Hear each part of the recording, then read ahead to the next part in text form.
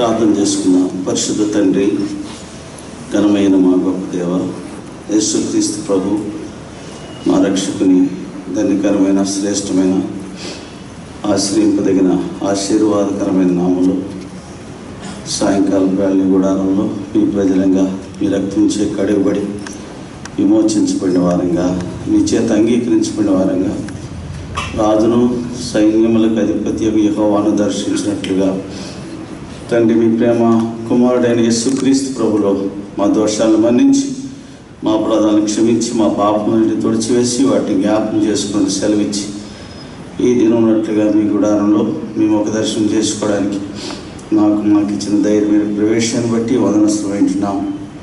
రాగని ప్రియులు కొరకు వందనాలు. ఇబ్బందిలను కనికరించి మా ఆదుకొనం. మనుషుడు శరీరం, మనుషుని మాటలు, శరీరం యొక్క మాటలు మేము వెనుకున్నట్లు మనుషుని శరీరాన్ని మీద పులుచుకొని ముసిలో చాటును మరుగుపరచము. 2 కెరూబుల మధ్య నుండి కరుణాపీఠం మీద నుండి శాసనములు గల నిబంధన మందస్సు నుండి మీరు మాతో మాట్లాడుతురండి. మీరు మాట్లాడుచుండగా యెహోవా మీ దాసుడు ఆలకించున్నాడు. ఆజ్ఞమనని అనుభవం గల ప్రజలుగా నన్ను సిద్ధపరచము. ఈ సంచారం మా మధ్య ఉంచము. నేను వారిలో నివసించి సంచరించదని సెలవిచ్చారు. మీరు మా మధ్య సంచరిస్తుండగా మీ సంచారాన్ని స్పష్టంగా, తేటగా, సమీపంగా మేము అనుభవించే వారంగా చేయము. నిత్య నిబంధన ప్రోక్షణ రక్తం కిందికి నన్ను మమ్మల్ని ఈ స్థలాన్ని తెచ్చుకుంటూ నా మీదను మా మీదను ఈ స్థలం మీద ఈ స్థలం చుట్టూ ప్రోక్షించుకుంటూ అంధకార చీకటి శక్తుల ప్రభావాన్ని యేసు నామములో బంధిస్తూ ఘనత, మహిమ, స్తుతి, ప్రభావాలు మీకు ఆరోపిస్తూ మా రక్షకుడు యేసుక్రీస్తు వారి శ్రేష్టమైన నామములో ప్రార్థించి వేడుకుంటున్నాం తండ్రి. ఆమేన్.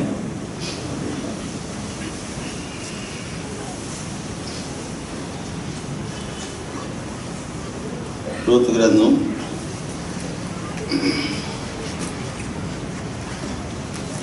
3వ అధ్యాయం 18వ వచనం.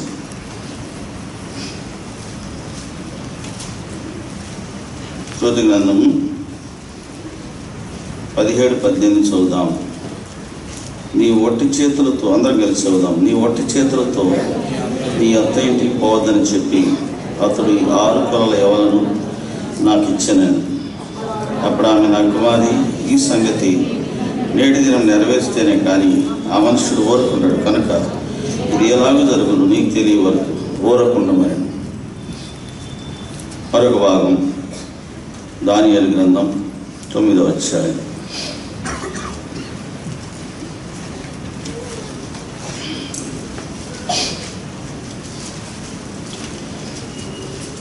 23 నుండి ఆఖరు వరకు మార్చి చదువుదాం.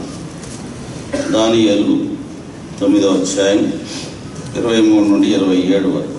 నీవు బహుప్రియుడు కనుక నీవు జ్ఞాపనం చేయ ఆరంభించినప్పుడు ఈ సంగతిని నీకు చెప్పుటకు వెళ్ళవల్లని ఆజ్ఞ బయలుదేరాను. కావున ఈ సంగతి తెలుసుకొని నీ కలిగిన దర్శన భావన గ్రహించుము. తిరుగుబాటును మాన్పుటకును, పాపం నివారణ చేయుటకును, దోషము నిమిత్తం ప్రాయశ్చిత్తం చేయుటకును, యుగాంతం వరకు నీతిని బయలుపరచటకును, దర్శనము ప్రవచనము ముద్రించటకును, అతి పరిశుద్ధ స్థలము అభిషేకించటకు నీ జనమునకు పరిశుద్ధ పట్టణము 70 వారములు విధింపబడింది. యెరూషలేమును మరలా కట్టించవచ్చునని ఆజ్ఞ బయలుదేరిన సమయం మొదలుకొని అభిషిక్తులకు అధిపతి వచ్చు వరకు 7 వారం పట్టునని స్పష్టంగా గ్రహించింది. 62 వారములు తొందరగల సమయమునందు పట్టణపు రాచవీధులను కందకమును మరలా కట్టబడును. 62 వారం జరిగిన పిమ్మట ఏమీ లేకుండా అభిషిక్తులు నిర్మూలన చేయబడు. వచ్చినట్టు రాజు యొక్క ప్రజలు పవిత్ర పట్టణము, పరిశుద్ధ ఆలయము నశింపచేయుదు. వారి అంతం హఠాత్తుగా వచ్చును మరియు యుద్ధకాలాంతం వరకు నాశనం జరుగుని నిర్ణయింపడింది. అతడు 1 వారమునకు అనేకులకు నిబంధన స్థిరపరచును. అర్ధవారమునకు బలిని నైవేద్యం నిలిపివేయను. ఏమని నిలిచే వరకు నాశనం చేయబడి వచ్చును. నాశనం చేయవానికి రావాలని నిర్ణయించిన నాశనము ముగించే వరకు ఇలాగున జరుగును. ప్రభు భాగం ద్వారా మనతో మాట్లాడినగాక.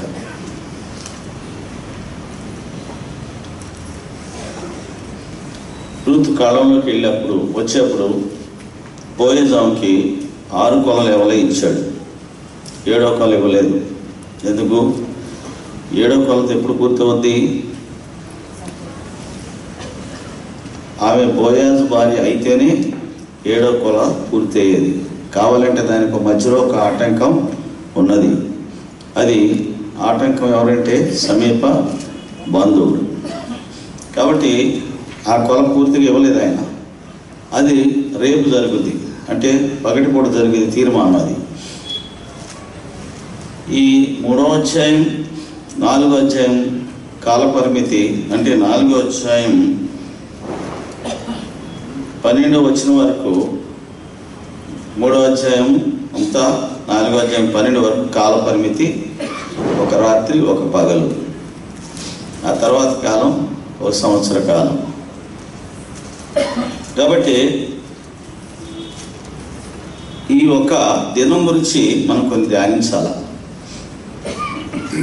రూతు కళ్ళంలోకి వెళ్ళింది, మరి బయట ఏం జరుగుతూ ఉంది? రూతు కళ్ళంలోకి వెళ్ళింది కదా, సంఘం ఎత్తబడింది, మరి లోకంలో ఏం జరుగుతూ ఉంది? ఇది మనకు అవసరం. సంఘం ఎత్తబడిన తర్వాత జరిగేది ఏంటి లోకంలో? అదే దానియేలు 9వ అధ్యాయంలో దానియేలు ప్రవచించిన 70 వారాలు. ఈ దానియేలు యొక్క ప్రవచన 70 వారాల ప్రవచనాన్ని మనం ధ్యానించాలి, మనకు అవసరం ఇది. కాబట్టి యేసుప్రభు యొక్క రాకడకు, మొదటి రాకడకు, రెండవ రాకడికి ఎంతో సారూప్యం ఉన్న ఈ యొక్క అధ్యాయం 9వ అధ్యాయం 23 నుంచి 27 వచనాలు. పరిశుద్ధులు అంటే బైబిల్ పండితుల అభిప్రాయం ప్రకారం పాత నిబంధన ప్రకటన గ్రంథమేమో దానియేలు, కొత్త నిబంధన ప్రకటన గ్రంథమేమో ప్రకటన గ్రంథం. పాత నిబంధన ప్రకటన గ్రంథం, దానియేలు గ్రంథం. ఎందుకంటే దానియేలు చదివితే ప్రకటన గ్రంథం అర్థమవుతుంది. సో కాబట్టి దానియేలు గ్రంథం మనం పూర్తిగా అవగాహన చేసుకోవాలి. అవగాహన చేసుకోకుండా, దాన్ని పూర్తిగా ధ్యానించకుండా మనం ప్రకటన గ్రంథంకి వెళ్తే మనకి ఏం అర్థం కాదు. ప్రకటన గ్రంథం మొదటి అధ్యాయంలో యేసుప్రభు యొక్క దైవత్వాన్ని గురించి చూపించబడింది. 2-3 అధ్యాయాలు 7 సంఘాల కాలాలు. ఎఫెసు సంఘం, స్మరణ సంఘం, పెర్గమ సంఘం, తుయతైరా, సార్దీస్, ఫిలడెల్ఫియా, లవోదికయ సంఘాలు. 7 సంఘాల కాలాలు సుమారు 2000 సంవత్సరాల కాలం. ఇప్పుడు మనం ఉన్నది లవోదికయ సంఘ కాలంలో. ఇది అయిన తర్వాత 4వ అధ్యాయంలో సంఘం ఎత్తబడిన కాలం. 4-5 అధ్యాయాలు సంఘం ఎత్తబడిన కాలం. 6వ అధ్యాయంలో క్రీస్తు విరోధి యొక్క పరిపాలన ఆరంభమైన కాలం. 6 నుండి 11వ అధ్యాయం వరకు మొదటి 3.5 సంవత్సరాల కాలం. 11 నుండి 12వ అధ్యాయం నుండి 19వ అధ్యాయం 2వ వచనం వరకు రెండవ 3.5 సంవత్సరాల కాలం. ఆ తర్వాత ఉన్నది యేసుప్రభు యొక్క ఈ భూమి మీదకి వచ్చే రెండవ రాకడలోని 2వ భాగం. యేసుప్రభు యొక్క 2వ రాకడలో 2 భాగాలు ఉన్నాయి. మొదటిది నేరుగా ఆయన భూమి మీదకి రాడు. మొదటిది ఆయన మధ్యాకాశంలోకి వస్తాడు. అక్కడ 7 సంవత్సరాలు ఉంటాడు. అప్పుడు సంఘం ఆయన్ని ఎదుర్కోవడానికి తీసుకొని పోబడుతుంది. విశ్వాసుల పనులు పరీక్షించబడతాయి. తర్వాత గొర్రెపిల్ల వివాహం, తర్వాత గొర్రెపిల్ల పెండ్లి విందు, ఆ తర్వాత పెళ్లి కుమార్తెతో కలిసి పెళ్లి కుమారుడు ఈ భూమి మీదకి వచ్చేది రెండవ రాకడలో 2వ భాగం. కాబట్టి అప్పుడు జరిగేది 3వ ప్రపంచ యుద్ధం. అది అర్మగెద్దోను వార్. ఈ 7 సంవత్సరాలు, 70 సంవత్సరాల గురించి మనం ఒకసారి దానియేలు 9వ అధ్యాయంలో చాలా విపులంగా రాశాడు దానియేలు. ఒకసారి చూద్దాం రండి. దానియేలు 9వ అధ్యాయం.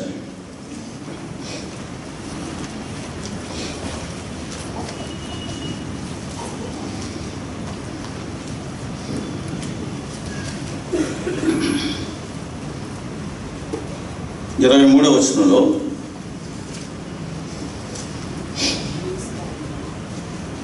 నీవు బహుప్రియుడు గనుక నీ విజ్ఞాపన చేయ ఆరంభించినప్పుడు ఈ సంగతి నీకు చెప్పుటకు వెళ్ళవాలని ఆజ్ఞ బయలుదేరాను. కావున ఈ సంగతిని తెలుసుకొని నీవు కలిగిన దర్శన భావను గ్రహించుము అని గాబ్రియేలు దేవుని ద్వారా దేవుడు వర్తమానం దానియేలుకు పంపించాడు. ఎందుకు? 9వ అధ్యాయం, దానియేలుకు ఉన్న శ్రేష్టమైన అలవాటు 9వ అధ్యాయం 2వ వచనం. అహష్వేరోషు యొక్క అంటే కుమారుడైన దర్యావేషు కల్దీయులపైన రాజాయను. అతని ఏలుబడిలో మొదటి సంవత్సరం దానియేలును నేను యెహోవా తన ప్రవక్త యిర్మీయాకు సెలవిచ్చి తెలియజేసినట్టు యెరూషలేము పాడుగా ఉండవలసిన 70 సంవత్సరం సంపూర్తి అవుతున్నవని గ్రంథముల వలన గ్రహించి తిని. దానియేలుకున్న శ్రేష్టమైన అలవాటు ఏంటంటే చెరలో ఉన్నాడు, ప్రధానమంత్రి పదవిలో ఉన్నాడు. రాజు తర్వాత నెక్స్ట్ రూలర్ ఎవరంటే దానియేలే. సుమారు ఇప్పటికి 90 years ఏజ్. వృద్ధాప్యం ఉన్నప్పటికి కూడా ఆయనకున్న శ్రేష్టమైన ఉద్దేశమే అనుభవం ఏంటంటే దేవుని వాక్యాన్ని, ప్రవచనాల్ని ధ్యానించే అనుభవం. ఆయన దగ్గర ఉన్నది ఏంటంటే యిర్మీయా గ్రంథం. ఏం ధ్యానిస్తున్నాడు? యెరూషలేము యొక్క పాడుగా ఉండాల్సిన 70 సంవత్సరాలు. బబులోను రాజు క్రీస్తు పూర్వం 606లో యెరూషలేమును పట్టుకుపోయాడు. యెరూషలేమును మొట్టమొదటి దాడి చేశాడు. 3 సందర్భాలు దాడి చేశాడు. దాడి చేసి శ్రేష్టమైన అందులో ఉన్న యవనస్తులను పట్టుకుపోయాడు. ఆ తర్వాత అంటే యెహోయాకీని రాజుగా చేశాడు. తర్వాత జరిగింది ఏంటి అంటే 3 సార్లు నెబుకద్నెజరు యెరూషలేమును ముట్టడి చేశాడు. ఆ చేసిన మొదటిసారి దాడిలో ఈ దానియేలు, షడ్రకు, మేషకు, అబేద్నెగో వీళ్ళందరూ కూడా చెరగా తీసుకొని పోబడ్డారు. వాళ్ళే కాదు, చాలామంది శ్రేష్టమైన యవనస్తులు తీసుకొని పోబడి నపుంసకులుగా చేయబడ్డారు. ఇప్పుడు దానియేలు ఏం చేస్తున్నాడు? చెరలో ఉండి యెరూషలేము పాడుగా ఉండాల్సిన 70 సంవత్సరాలు పూర్తయ్యాయి. అంటే ఇప్పటికి 660కి 70 కలపండి, 536 సంవత్సరాలు. అంటే సుమారుగా 70 సంవత్సరాలు పూర్తి అయిపోయాయి. 70 సంవత్సరాలు పూర్తయ్యాయి కాబట్టి దీని విషయమై దేవుని దగ్గర ఆయన మొరపెడుతూ తన పాపాన్ని, తన పితరుల పాపాన్ని ఒప్పుకుంటూ వచ్చాడు. తన పితరుల పాపాన్ని ఎందుకు ఒప్పుకుంటూ వచ్చాడంటే వాళ్ళు చేసిన నేరాలు సామాన్యమైనవి కావు. నిరపరాధ రక్తం చిందించారంట. ఓ మాట 2వ రాజులు 24వ అధ్యాయం 7వ వచనం ఒక మాట చదువుదాం. 2వ రాజులు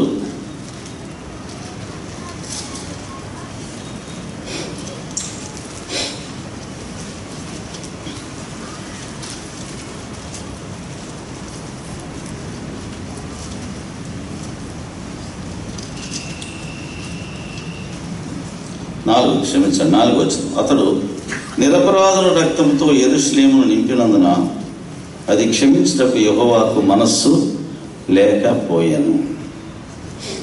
నిరపరాధుల రక్తం అంటే మనస్సు చేసిన ఏమైన కార్యం ఏంటి?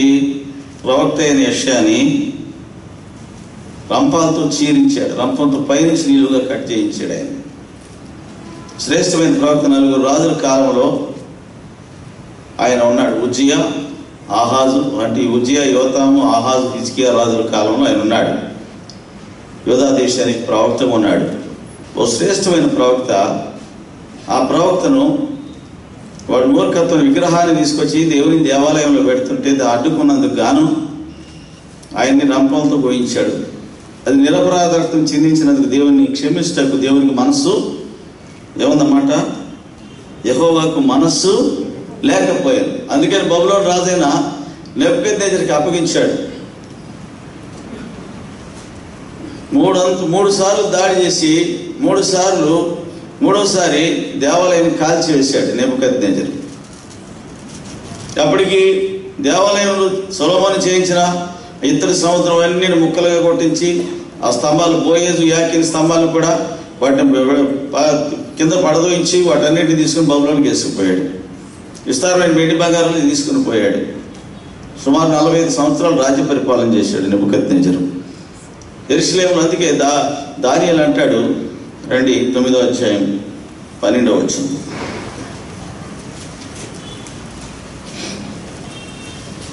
పదకొండు 12 చదివితే, ఇశ్రాయేలు అందరూ నీ ధర్మశాస్త్రం అతిక్రమించి నీ మాట వెనక తిరుగుబాటు చేసి మేము పాపం చేస్తే కనుక నేను శపించదని నీవు నీ దాసులకు మోసే ధర్మశాస్త్రం అందు ప్రమాణం చేసినట్టు ఆ శాపం మా మీద కుమ్మరించితివి. యెరూషలేములో జరిగిన కీడు మరి ఏ దేశంలోనూ జరగలేదు. ఆయన మా మీదికి మా ఏలికలుగా ఉండు మా న్యాయాధిపతుల మీదికి ఇంత గొప్ప కీడు రప్పించి తాను చెప్పిన మాటలు నెరవేర్చాను. ఇది మనం చక్కగా సరిపోద్ది. యూదులు ఎట్లా తమ దేశాన్ని ఎట్లా నాశనం చేసుకున్నారో మన బుద్ధిహీనతలో మన సంఘాలను నాశనం చేసుకున్నాం. మన అహంభావం వల్ల, మన లోపల ఉన్న అవిజాత్యం వల్ల, తగ్గించుకోలేని ఇగో వల్ల మన సంఘాలు మనమే కోల్దోసుకున్నాం. కూర్చున్న కొమ్మల్ని మనమే నరుక్కున్నాం. నీడనిచ్చిన చెట్టుని చెట్టు నీడ కింద ఉండాల్సిన మనము కొమ్మలు నరుక్కుని బికారం అయ్యాం. ఉన్నాము వాళ్ళ కావని చెప్పుకున్నాం, మందిరం కట్టుకుని ఉన్నాయి అనుకుంటున్నాం, కానీ ఆత్మ సంబంధంగా మనం బికారమే, దరిద్రులమే. ఎందుకంటే ప్రకటన గ్రంథంలో 3వ అధ్యాయంలో ఉన్న లవోదికయ సంఘాన్ని గురించి ఏం చెప్పాడు ఆయన? నేను ధనవంతులను ధనవృద్ధి చేసి ఉన్నాను, నాకేమీ కొదవలేదని నీవు చెప్పుకుంటున్నావు, కానీ నీవు నా దృష్టి ఎట్టున్నావు? నువ్వు గుడ్డోడివి, నువ్వు దిగంబరుడివి, నువ్వు దిక్కుమాలుడివి, నువ్వు దౌర్భాగ్యుడు. ఇన్ని మాటలు, అన్ని మాటలు ఎట్లా ఉన్నాయంటే మాటలు ఎంత పరిశ్రమ ఉన్నాయి. మాటలు నేను ధనవృద్ధి చేసినా నాకేమీ కొదవలేదు నువ్వు చెప్పుకుంటావు, కానీ నా సన్నిధిలో నేను తూకం వేస్తే నువ్వు ఎట్టున్నావు? నువ్వు దిక్కుమాలినోడివి, దిగంబరువి, దౌర్భాగ్యుడివి, గుడ్డివాడివి. ఇన్ని మాటలు, ఒక్కటైనా మంచి మాట ఉంది అందులో? ఎవరన్నది? తన రక్తం ఇచ్చి కడగబడిన తన ప్రజల గురించి ఆయన మాట్లాడిన మాటలు ఇవి. అంటే ఇంత దౌర్భాగ్యమైన స్థితిలోకి సంఘం జారిపోయింది, దిగజారుడు పరిస్థితికి వెళ్ళింది. కారణం ఏంటంటే యెరూషలేములో జరిగిన కీడు ఏ దేశంలో జరగలేదు, మన సంఘాల్లో జరిగిన కీడు ఎక్కడ జరగలేదు. మన సంఘాల్లో జరిగిన కీడు ఏ సంఘాల్లో జరగలేదు. ఇది బీజేపీ వాళ్ళు చేసిన కీడు కాదు, ఆర్ఎస్ఎస్ వాళ్ళు చేసిన కీడు కాదు, విశ్వ హిందూ పరిషత్ వాళ్ళు చేసిన కీడు కాదు. స్వయంగా మన చేతులారా మనం చేసుకున్న కీడు. అందుకే దానియేలు ఏమన్నాడు? ఒప్పుకున్నాడు పాపాన్ని. అదే పాపమును నివారణ చేయుటకు 9వ అధ్యాయం 23వ వచనంలో 24 తిరుగుబాటును మాన్పుటకును. అంటే ఇశ్రాయేలుకి ఏముంది? తిరుగుబాటుతనమే. ఎప్పుడు చూడు తిరుగుబాటే. నిర్గమాకాండం వాళ్ళు ఐగుప్తులో బయటకు వచ్చిన తీరం నుంచి తిరుగుబాటే. మోషే ఆ ఫరోని వెనక సైన్యాన్ని చూడగానే ఐగుప్తులో సమాధులు లేవని పాతిపెట్టకి ఎక్కడ తీసుకొచ్చేవాని మొదటి తిరుగుబాటు. అది దాటి వచ్చారు, మార దగ్గరికి వచ్చినాక తాగడానికి నీళ్ళే లేవని రెండో తిరుగుబాటు, తినడానికి తిండే లేదు మరో తిరుగుబాటు. ఎక్కడికి వెళ్ళినా తిరుగుబాటే. 10 మార్లు శోధించారని సంఖ్యాకాండం 14:22లో నా మాట వెనక్కి 10 మార్లు నన్ను పరిశోధించారని రాశాడు దేవుడు. ఒక పక్క తింటానే ఉన్నారు, ఒక పక్కన రెండో పక్కన అరుస్తానే ఏడుస్తూనే ఉన్నారు. ఒక పక్కన దేవుడు ఇచ్చిన అన్ని అనుభవిస్తూనే ఉన్నారు, మరో పక్క ఏడుస్తూనే ఉన్నారు.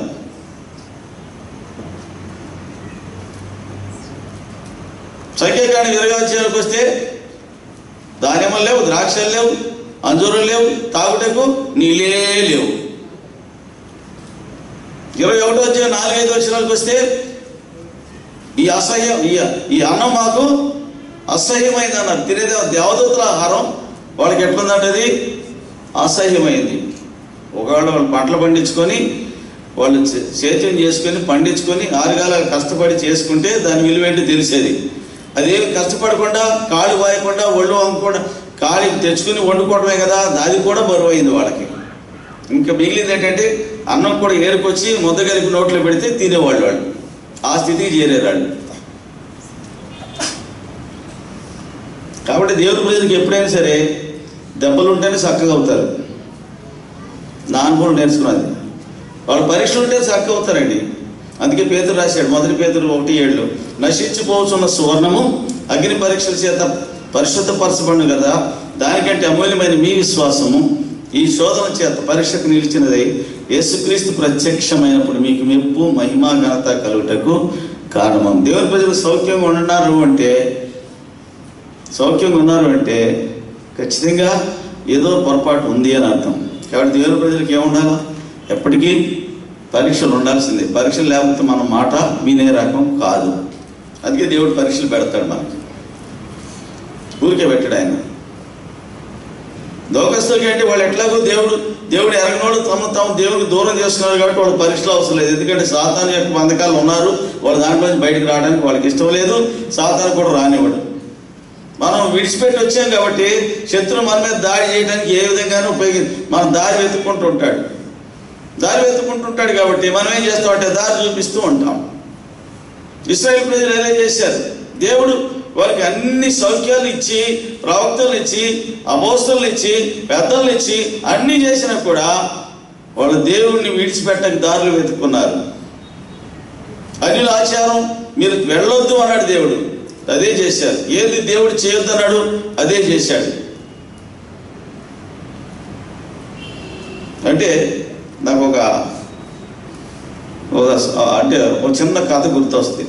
ఓ చాకలైనకి భార్య ఉంది. భర్త ఏం చెప్తే దానికి నువ్వు చెప్పింది నేను వింటానా అనేదంట. దాని పేరు గాలేవా.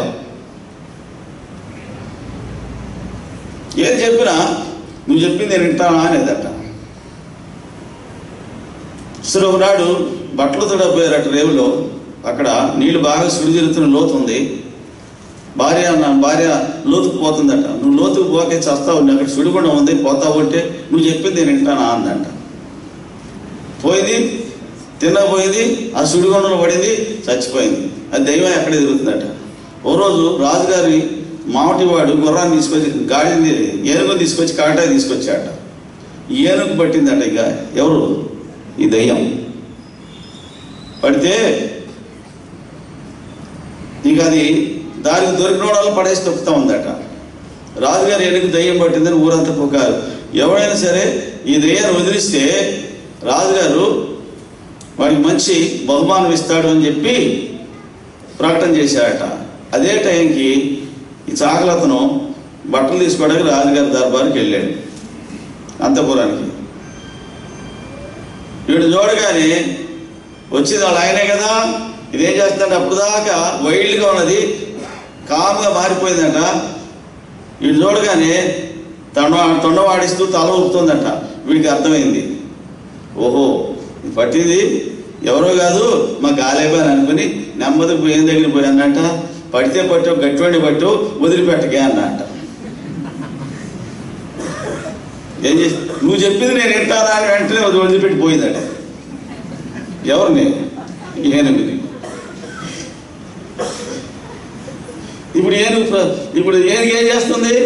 ఇప్పుడు దాకా వైల్డ్గా ఉన్నది సాధువు అయిపోయింది, ఒకసారి కామ్ అయిపోయింది. అరే నాయన నీ దగ్గర ఏం మంత్రం ఉందిరా, ఏమందిరా అంటే వీడేమంటాడు, నా దగ్గర ఏం లేదయ్యా, నేను దాంతో మాట్లాడాను, అది వెళ్ళిపోయింది అన్నాడు. ఏం మాట్లాడాను అంటే అది మా ఇద్దరికీ తెలుసు అన్నాడంట. ఇది అట్లా ఉంటుంది. నువ్వు చెప్పింది నేను వింటానా అంటే దేవుడు చెప్పింది ఎప్పుడు దేవుడి ప్రజలు వినలే. అందుకని ఎంత నష్టం తెచ్చుకున్నారు. ఎంత నష్టం తెచ్చుకున్నారంటే అంత నష్టం పూడ్చుకోలేని నష్టం. అందుకే దాని ఏడుస్తూ ఆ 19వ అధ్యాయం అంతా దానియేలు ఏడిపే ఉంటుంది. సిగ్గు చేత ముఖ వికారం పొందిన వాడు, ఇదేనా మాకు సిగ్గే తగ్గింది, మా పితరులు మేము పాపం చేసాం కదండి, మా పితరులు మేము పాపం చేసిన వాళ్ళం అయ్యా. మరి ఇట్లా తన పాపాన్ని తన పితరుల పాపాన్ని ఒప్పుకుంటూ ప్రార్థన చేస్తుంటే ఈ ప్రార్థన దేవుని ఎందుకు వెళ్ళిందట. దేవుడు వెంటనే ఎవరిని పంపాడు? గాబ్రియేలుని పంపాడు. ఇప్పుడు గాబ్రియేలు వచ్చి చెప్తున్నాడు. ఏమని చెప్తున్నాడు? 24వ వచనం, తిరుగుబాటును మానుకొట్టకు. ఈ తిరుగుబాటు ఎవరిది? ఇశ్రాయేలు చేసిన తిరుగుబాటు. రెండోది పాపమును నివారణ చేయుటకు. పాపం ఇశ్రాయేలు ప్రజలకు అలవాటు అయిపోయింది. అది ఏమిటిది? పాపం అనేది వాళ్ళకి నరనరంలో జీవించుకున్న అలవాటు అయిపోయింది. దాన్ని నివారించాలి. అంటే ఇవన్నీ ఎప్పుడు జరుగుతాయి? మెస్సేజ్ వచ్చినప్పుడు జరుగుతాయి. మూడవది దోషం నిమిత్తము ప్రాయశ్చిత్తం చేయాలి. ఇశ్రాయేలు చేసిన దోషం ఏంటి? మెస్సయ్యను తిరస్కరించారు, అధికారికంగా తిరస్కరించారు. తర్వాత యుగాంతం వరకు ఉన్నటువంటి నీతిని బయలుపరిచారు. యుగాంతం అంటే ఇది కృపకాలం. కృపకాలం అంటే కృపాయుగం. ఈ యుగాంతంలో దేవుని నీతి పరిపాలన కాలం మొదలవుతుంది. కాబట్టి ఆ నీతి, దేవుని యొక్క నీతి ఎలా ఉంటుందో ఆ నీతిని బయలుపరచడానికి ఇంకేముంది? ప్రవచనము, దర్శనం, ప్రవచనం ముద్రించాడు. అంటే అంతవరకు దేవుని యొక్క దానితో అన్నాడు, ఈ ప్రవచనాన్ని ముద్రించమన్నాడు దేవుడు. యోహాను ప్రకటన గ్రంథంలో ఈ ప్రవచనాన్ని ముద్రించవలదు అన్నాడు 22వ అధ్యాయంలో. అంటే అంత్యకాలంలో దేవుడి ప్రవచనాన్ని ప్రజలకు అందరికి బయలుపరిచాడు. అప్పటి వరకు ఈ ప్రవచనాలు ముద్రించబడి ఉన్నాయి. ఆరోది అతి పరిశుద్ధ స్థలంను అభిషేకించడం. యేసు ప్రభు ఈ భూమి మీదకి వచ్చినప్పుడు దేవుని యొక్క అతి పరిశుద్ధ స్థలం యెరూషలేములో దేవాలయం, కట్టబడిన దేవాలయంలో అతి పరిశుద్ధ స్థలాన్ని ఆయన హస్తాల చేతనే అభిషేకం జరుగుతుంది. ఈ జనమునకు తర్వాత 70 పరిశుద్ధ పట్టణమునకు 70 వారములు విధింపబడను. ఈ 70 వారాల గురించి మనం ధ్యానించాలా. ఏంటి 70 వారాలు? యెరూషలేము 25 మరలా కట్టించవచ్చునని ఆజ్ఞ బయలుదేరిన సమయం మొదలుకొని అభిషిక్తులకు అధిపతి వచ్చే వరకు 7 వారం పట్టణాన్ని స్పష్టంగా గ్రహించుము. 62 వారములు తొందరగల సమయం ముందు పట్టణపు రాసవీధులు, కందకములు మరలా కట్టబడును. ఈ 70 వారాల్ని, వారం అంటే వాస్తవంగా ఇవి సబాతిక్ ఇయర్స్, అంటే సబాత్ సంవత్సరాలు. ప్రతి 7వ సంవత్సరం సబాత్ సంవత్సరం, ప్రతి 7వ సంవత్సరం సబాత్ సంవత్సరం. అంటే ఈ 70 సంవత్సరాలను ఇలా విడదీశారంటే బైబిల్ పండితులు. 7 వారాలు, 62 వారాలు, ఒక వారం. 7 62 69 ఒక వారం. అంటే 70 వారాలు. 7 వారములు అంటే యెరూషలేము మరలా కట్టించమని ఆజ్ఞ. ఇదేంటంటే reconstruction of Jerusalem, reconstruction of the house. అదేమో మందిరానికి నిర్మించడానికేమో జెరుబ్బాబెలు, యెహోషువ వచ్చి కట్టారు. అది BC 536. కోరేషు రాజు పరిపాలనా కాలంలో ఎవరైనా ప్రజలై ఉన్నారో మీరందరూ యెరూషలేముకు పోయి దేవుని మందిరం కట్టమని కోరేషు ద్వారా ఆజ్ఞ ఇవ్వబడింది. ఆ ఆజ్ఞను అనుసరించే జెరుబ్బాబెలు, యెహోషువ వచ్చి, గవర్నర్ జెరుబ్బాబెలు వచ్చాడు. అప్పుడు యాజకుడిగా యెహోషువ ఉన్నాడు. వాళ్ళు వచ్చి దేవాలయ నిర్మాణం గావించారు.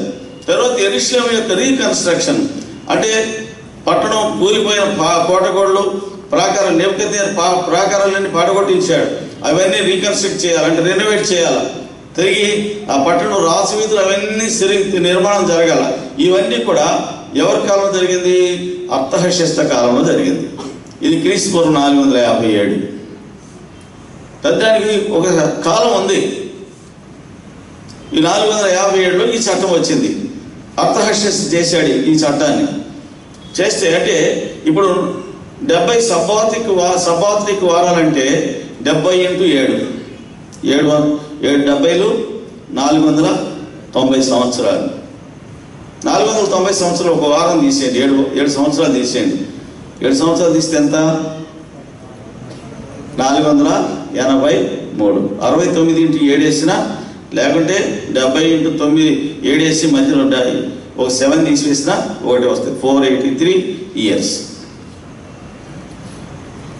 ఈ 483 ఇయర్స్లో అంటే ఆ మాట రాయబడింది. యెరూషలేము మరలా కట్టించవచ్చునని ఆజ్ఞ బయలుదేరిన సమయం మొదలుకొని అభిషిక్తులకు అధిపతి వచ్చే వరకు ఎన్ని వారాలు? జాగ్రత్త గమనించండి. అక్కడ 7 వారములు పట్టణాన్ని స్పష్టంగా గ్రహించము. 62 వారములు తొందరగల సమయం నందు పట్టణపు రాసవీధులు, కందకములు మరలా కట్టబడను. ఈ 62 వారములు జరిగినటువంటి ఏమీ లేకుండా అభిషిక్తుడు నిర్మూలన చేయబడి. అంటే అభిషిక్తుడు ఒకటేసి పుట్టినట్ల కింద ఏమని రాశారు? మెస్సయ్య. ఎవరి అభిషిక్తుడు అంటే మెస్సయ్య. అంటే జాగ్రత్తగా గమనిస్తే ఇప్పుడు మీరు 483లో నుంచి 457లో ఈ శాసనం చేశాడు అర్తహషస్త. 83లోంచి 457 తీసివేయండి, 26 వస్తుంది. ఇది AD 26. అంటే ఎందుకంటే పాత ఓల్డ్ BC ఇయర్స్ అన్నీ కూడా డిసెండింగ్ ఆర్డర్లో వచ్చాయి, అక్కడ నుంచి అసెండింగ్ ఆర్డర్లో వచ్చాయి కనుక ఇది AD 26. అది మన ప్రభు బాప్తిసం పొందిన సంవత్సరం, 483వ సంవత్సరం. అంటే అప్పటికి అది అభిషిక్తుడికి అధిపతి వచ్చాడు భూమి మీదకి. ఈ 62 వారములు జరిగిన పిమ్మట అభిషిక్తుడు ఏమీ లేకుండా నిర్మూలము చేయబడింది. అంటే ఇది జరిగిన 3 సంవత్సరాలకే యేసుప్రభువు వారు గాడిద పిల్లలకి ఎక్కడికి వచ్చాడు? యెరూషలేముకి వచ్చాడు. జకరియా ప్రవచనం 9:9లో ఇదిగో నీ రాజు, చూడండి 9:9, జకరియా 9:9.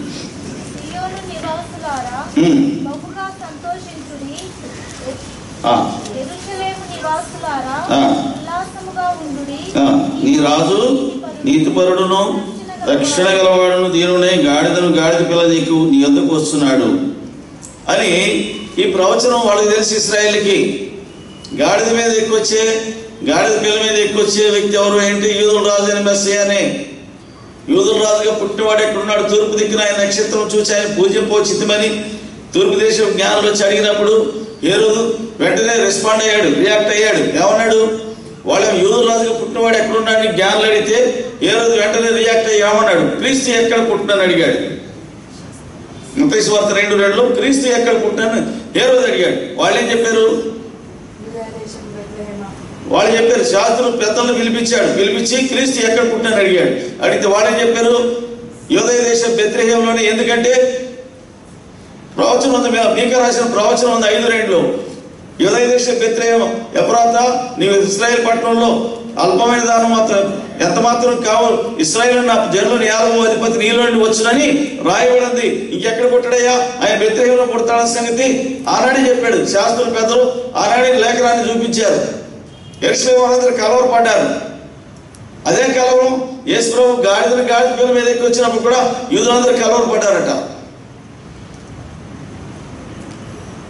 అంటే యేసు మెస్సయ్య అనే సంగతి చాలా మంది యూదులకు తెలుసు. కానీ వడ్లవాడి కుమారుడు ఏంటి? మెస్సయ్య ఏంటి? అది వాళ్ళ అభిజాత్యం, వాళ్ళ అహంకారం. వడ్లవాడి కుమారుడిని మేము ఎట్లా ఒప్పుకుంటాం? అది వాళ్ళ ఇతరే పండితుడా? కాదు, వడ్లవాడి కుమారుడు, సామాన్యుడు యోసేపు కుమారుడు. ఇతను మేము ఎట్లా యూదుల రాజుగా, మేము యూదుల రాజు రాజు లక్షణాలు కలిగిన వాడుకుంటాడు. కానీ ఎక్కడి నుంచి వచ్చాడు? చరిత్ర తిరిగేసి ఉంటే తెలిసేది వాళ్ళకి. ఇది దావీదు ఇంట్లోంచి వస్తాడు కదా, దావీదు ఇంట్లోంచి రావాలి కదా. దావీదు మొద్దు నుండి, యెషయా మొద్దు నుంచి పరిశుద్ధమైన వేరు చిగురు పొడొద్దని యెషయా రాశాడు కదా 6వ అధ్యాయంలో. మరి ఈ ప్రవచనాలు యూదులకు తెలిసిన కేవలం వాళ్ళ అహంభావం, వాళ్ళు కళ్ళు పొరలో కప్పిన పరిస్థితి. కాబట్టి వచ్చిన మెస్సయ్యను ఆయనని వాళ్ళు ఎరగలేదు. సిలువేసే వరకు వాడు ప్రాణం కోరుకోలేదు. సిలువేసిన తర్వాత అక్కడేమో శాంతించారా? శాంతించలేదు. సువార్త జరగకుండా అడ్డుకున్నారు. చేయాల్సినంత చేశారు, ఇంకా చేస్తూనే ఉన్నారు. ఈరోజు కూడా యేసు మెస్సీ అంటే వాళ్ళు ఇప్పుడు కూడా ఒప్పుకోవట్లే. అయితే దయతో గమనించండి, 69 వారాలు గతించిపోయినాయి. మధ్యలో దేవుని యొక్క టైం క్లాక్లో ఓ పాస్ పీరియడ్ ఉంది. ఆ పాస్ పీరియడ్ 2000 సంవత్సరాలు. అది ఎవరికి ఇచ్చాడు దేవుడు అంటే అన్ని జనులకి ఇచ్చాడు ఈ టైం. ఈ కాలం 70వ వారానికి 69వ వారానికి మధ్యలో ఒక పాస్ పీరియడ్ ఉంది. అదే ప్రస్తుత వర్తమాన కాలం.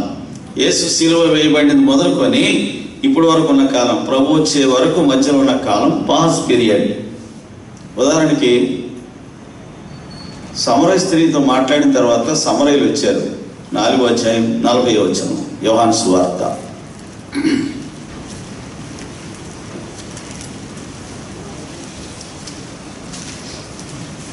నాలుగో అధ్యాయం 40వ వచనం.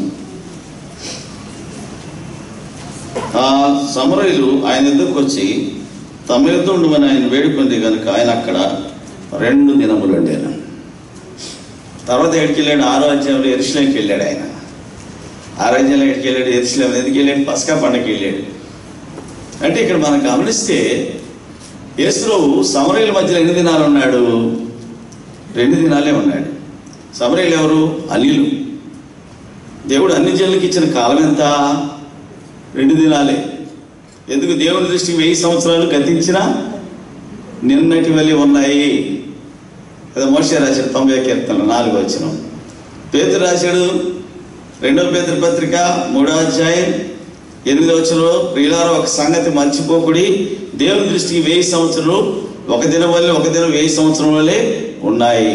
అంటే 2 దినాలు వాళ్ళ దగ్గర, వాళ్ళ మధ్యలో ఉన్నాడు ప్రభు. అంటే 2 దినాలు దేనికి సంకేతంగా ఉంది? అన్ని జనులకు ఇచ్చిన కాలం ఇది, 2000 సంవత్సరాల కాలం. మూడో దినం అంటే యేసుప్రభు రాకమునుపు జరిగిన దినాలేంటి? ఆదాము తోటలోంచి వెళ్ళగొట్టింది మొదలుకొని యేసుప్రభు భూమి మీదకి వచ్చే వరకు జరిగిన సంవత్సరాలు 4000 సంవత్సరాలు అంటే 4 దినాలు.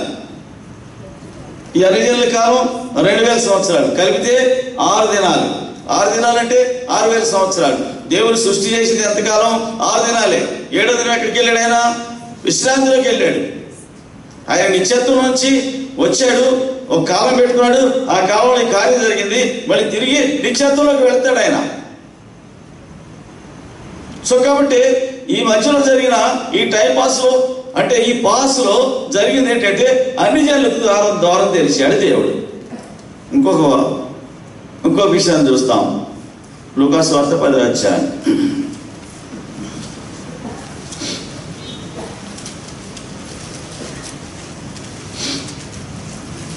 లూకా సువార్త 10వ అధ్యాయం. సమరయుడు, మంచి సమరయుడు సంగతి మనకు తెలుసు. 35వ వచనం, 34, 35. అతన్ని చూచి అతని మీద జాలిపడి దగ్గరకు పోయి నూనెను ద్రాక్షరసం పోసి అతని గాయములు కట్టి తన వాహనం మీద ఎక్కించి ఒక పూట కొడవని తీసుకొని పోయి అతను పరామర్శించను. మరునాడు అతడు 2 దేనారములు తీసి ఆ పూట కొడవానికి ఇచ్చి, ఇతను పరామర్శించము, నీవు ఇంకేమైనా ఖర్చు చేసేలా నేను మరలా వచ్చినప్పుడు అది నీకు తీర్చేదనని అతనితో చెప్పి. ఎన్ని దేనారాలు ఇచ్చాడు? 2 దేనారాలు ఇచ్చాడు. మత్తయి సువార్త 20వ అధ్యాయం 2వ వచనంలో 1 దినానికి కూలి 1 దేనారమే. మత్తయి సువార్త అది కూడా చూద్దానండి, 20వ అధ్యాయం. క్షమించండి, 2వ వచనం. దినములకు 1 దేనారం చొప్పున పనివారితో వడబడి తన ద్రాక్ష తోటలోనికి వారిని పంపెను. దినానికి కూలి ఎంత? 1 దేనారం. ఎన్ని దినాలు కూలి ఇచ్చాడు? ఎన్ని దినాలు సరిపోయిన డబ్బులు ఇచ్చాడు? 2 దినాలు సరిపోయిన డబ్బులే ఇచ్చాడు. ఏమని చెప్పాడు? మళ్ళా వస్తానని చెప్పాడు. అంటే ఎప్పుడు వస్తాడు? 3వ దినం ఖచ్చితంగా వస్తాడు. 3వ దినాన ఖచ్చితంగా వస్తాడు. 2 దినాలు కూలి ఎక్కడ పెట్టాడు? తీసుకొచ్చి దెబ్బలు తినవాడిని పూటకొడవని ఇంట్లో పెట్టాడు. ఇప్పుడు నువ్వు నేను ఉన్నది ఎక్కడ? పూటకొడవాని ఇల్లే. నిన్ను నన్ను పరామర్శించేది ఎవరు? ఈ పూటకొడవాని ఇల్లే. పూటకొడవ అంటే నిన్ను నన్ను అజమాయి చేసి ఒక వ్యక్తి ఉన్నాడు, పూటకొడవాడు. అదే సంఘం నడిపే సేవకుడు, ఆయన ఆధ్వర్యంలో పెట్టాడు. మనం ఏం చేస్తాం? తిన్నింటి వాసాలు లెక్క వెళ్తాం. అది మన నైజం. ఉచితంగా తిండి పెడుతున్నాడు. ఓ రోజు భోజనం సిద్ధంగా చేసి పెట్టాడట, ఓ రోజు అంతా చేశాడట, కొద్ది సాంబారు తక్కువ వేసాడు, ఉప్పు. నేనమ్మ తినొచ్చు కదా, ఉచితంగా భోజనం పెడతారు కదా. ఇవాళ అన్నం వండింది ఎవడరా, సాంబార్ వండింది ఎవడు, ఒళ్ళు దగ్గర లేదా అన్న అంట. ఇంకో రోజునేమో అన్నం కొంచెం పలుకుగా వండాడట. వంట చేసిన అతను. ఇటు ఉచితంగా పెడుతున్నారు కదా, తిని నోరు మూసి కూర్చోరాదా? ఒళ్ళంతా దెబ్బలు తిని చచ్చి చావుకు దగ్గరలో ఉన్నవాడు దయదలిచి తీసుకొచ్చి ఒట్టుకోవడం ఇంట్లో పెడితే వీడేమంటాడంట, ఇవాళ అనుమతి దేవుడు వాడు ఒళ్ళు దగ్గర లేదా, అన్నం పలుకు వండాడు అన్నట. ఎక్కడున్నాడు వీడు? మరణానికి అంచుల్లో ఉన్నవాడు. దయదలిచి దేవుడు ఇంటికి తీసుకొచ్చి, అయ్యా బ్రతకరా అని చెప్పి నీ ఆయుష్ నా ఆయుష్ని పొడిగించి తీసుకొచ్చి పట్టుకోవాలి ఇంట్లో పడేస్తే, నువ్వు చేసి నేను చేసి నిర్వాకాలు ఇవి. ఉప్పులో సాంబార్లు ఉప్పు లేకపోయినా ఇబ్బందే, అన్నం సరిగ్గా ఉడకపోయినా ఇబ్బందే, వండేవాడు మంటకాడ ఎంత ఇబ్బంది పడతాడో మనకు తెలియదు. మంటలో వంట చేసేవాళ్ళు చూస్తే తెలుస్తుంది. చర్మం నల్ల కమిలిపోయి ఎంత ఇబ్బందిలో ఉంటారో తెలుసు. ఎందుకంటే నేనేం చెప్తున్నాను, నేను కూడా వంట చేసేవాడు, అందుకని చెప్తాను. కాస్త అన్నం చిమిడడం ఉండలేదు, చిమిడితే వాడు అన్నం సరిగ్గా వండలేదు, వాడు అన్నం చిమిడిది అంటాడు, అన్నం పలుకుంటే పలుక ఉంది అంటాడు. ఇంట్లో ఎట్లా పెట్టి నోరు మూసి తింటాం. పొద్దున ఉన్నది సాయంత్రం మైక్రోవేవ్లో పెట్టి ఆ సతిగుడ్డే వేడి చేసి తింటాం. ఇక్కడికి వస్తే అన్ని రాస మర్యాదలు కావాలి, ఏది తక్కువైనా ఒప్పుకోండి. ఇది మన నైజం. పుట్టగొడవ నీళ్ళంటే సామాన్యమైన చోటు కాదు, నన్ను పరామర్శించే చోటు. ఎన్ని ఇచ్చాడు? నీకోసం నా కోసం క్రయం చెల్లించిపోయాడు. ఊరినే కాదు అంటే నీకోసం నా కోసం క్రయం చెల్లించి మళ్ళీ వస్తానని చెప్పిపోయాడు. కాబట్టి నీవు నేను తిన్న ఇంటి వాసాలు లెక్క పెట్టకూడదు. ఇంకా ముందుకు వెళ్దాం రండి. హోషేయ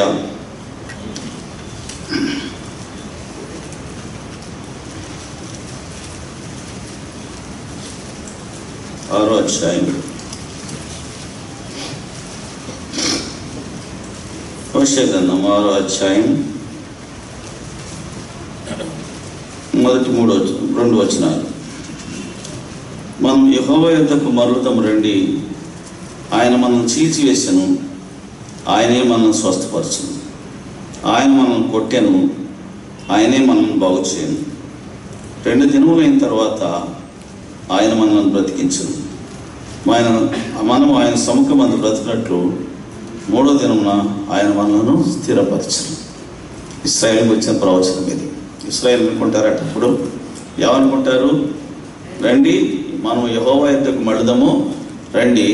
ఎందుకు? ఆయన మనల్ని చీల్చివేశాడు, చెదరగొట్టాడు, ప్రపంచం నలుమూలలో చెదరగొట్టాడు.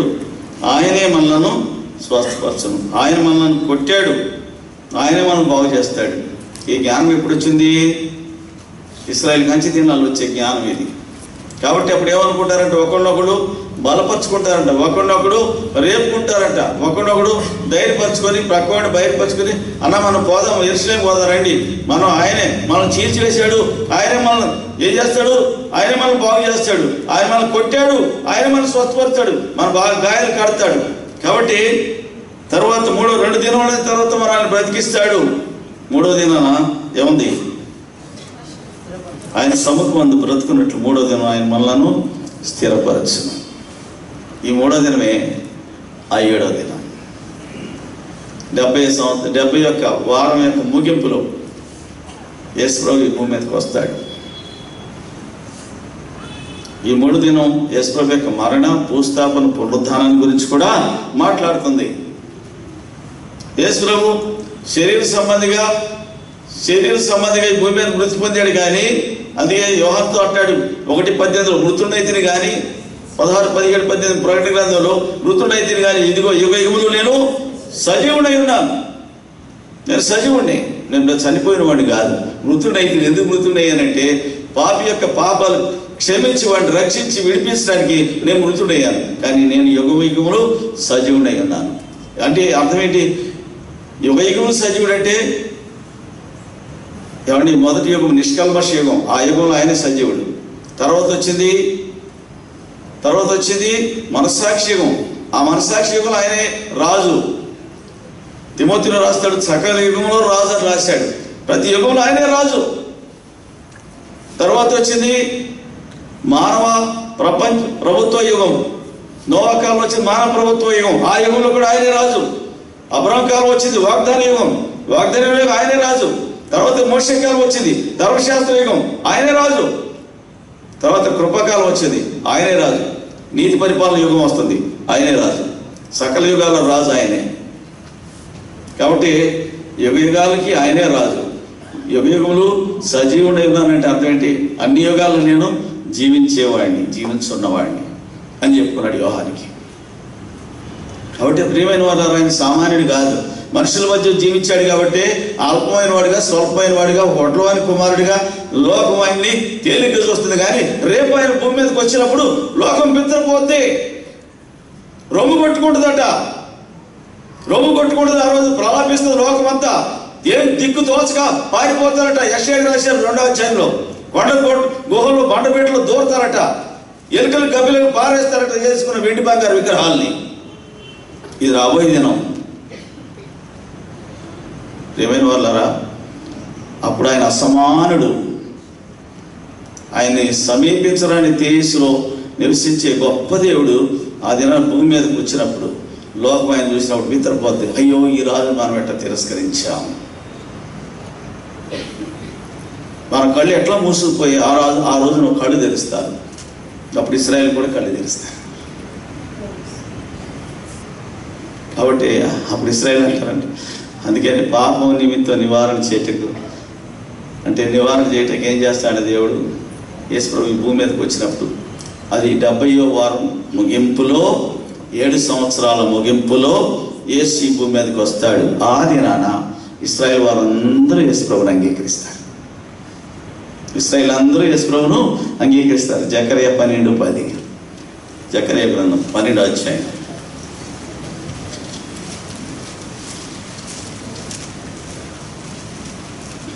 అదే వచనం. దావీదు సంతతి వారి మీదను యెరూషలేము నివాసుల మీదను కరుణను అందించు ఆత్మను, విజ్ఞాపన చేయు ఆత్మను నేను కుమ్మరింపగా వారు తాము పొడిచిన నా మీద దృష్టి ఉంచి, ఒకడు తన ఏకకుమారుని విషయమై దుఃఖించినట్లు, తన జ్యేష్ఠపుత్రి విషయమై ఒకడు ప్రలాపించినట్లు అతని విషయమై ప్రలాపింతురు. ఇశ్రాయేల్ పిల్లలంటే చాలా పిచ్చి, చాలా ఇష్టం.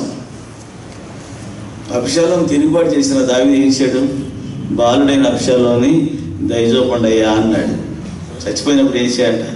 అబ్షాలోమా, నా కుమారుడా, నీ బదులు నేను చనిపోతే ఎంత బాగుంటారా అని ఏడ్చాడంట. అంత పిచ్చి వాళ్ళకి, పిల్లలంటే అంత ఇష్టం వాళ్ళకి. ఎప్పుడైతే యేసు భూమి మీదకి వస్తాడో ఆ రోజునంటే ఇశ్రాయేల్ అందరూ కళ్ళు తెరవబడినప్పుడు ఎట్లా ఉంటుందంట అంటే, ఒకడు తన జ్యేష్ఠ కుమారుని విషయమై ప్రలాపించినట్లు, అయ్యో వచ్చిన యేసు మెస్సియా నువ్వేనా, మాకు తెలియ బుద్ధిహీనమై ఎలా పొడిచావయ్యా నేను, ఎలా హింసించావయ్యా నేను, ఎంత క్రూరంగా హింసించావయ్యా, మాకు రాజు లేడన్నావయ్యా, కైసరే రాజు అన్నవయ్యా, ఎంత బుద్ధిహీనంగా ప్రవర్తించావు. ఇశ్రాయేల్ అందరూ ఏడుస్తారట. ఇంటింటికి ఏడుస్తారట. చూడండి, కింద ఉంది 11-12 వచనం. దేశ నివాసులందరూ ఏ కుటుంబమునకు ఆ కుటుంబంగా ప్రలాపించరు. దావీదు కుటుంబీకులు అంటే రాజు కుటుంబీకులు, వారి భార్యలు నాతాను కుటుంబీకులు అంటే యాజకులు, ప్రవక్తల కుటుంబీకులు ప్రత్యేకంగా, వారి భార్యలు ప్రత్యేకంగా, లేవి కుటుంబీకులు వారు ప్రత్యేకంగా, వారి భార్యలు ప్రత్యేకంగా, షిమి కుటుంబీకులు ప్రత్యేకంగా, వారి భార్యలు ప్రత్యేకంగా, మిగిలిన వారు ప్రతి కుటుంబం వారు ప్రత్యేకంగా, వారి భార్యలు ప్రత్యేకంగా ప్రలాపించరు. అది ప్రలాప దినం. అది యేసు ప్రభు ఈ భూమి మీద చూసినప్పుడు ఇశ్రాయేల్ అందరూ ఏడుస్తారు. నీకు తెలీదు. ఇశ్రాయేల్ క్షేమం కొరకు ప్రార్థన చేయండి. ఇశ్రాయేల్ యెరూషలేము యొక్క క్షేమం కొరకు ప్రార్థన చేయండి. యెరూషలేము యొక్క క్షేమం మన క్షేమం. యెరూషలేము బాగుంటే మనం బాగుంటాం. ఇశ్రాయేల్ బాగుంటే, ఎందుకంటే వాళ్ళ మీద దృష్టి దేవుడు మన మీద మళ్ళించాడు కాబట్టే మనం దేవుని కృపకు పాత్రమయ్యాం. చూద్దాం 2 రోమపత్రిక.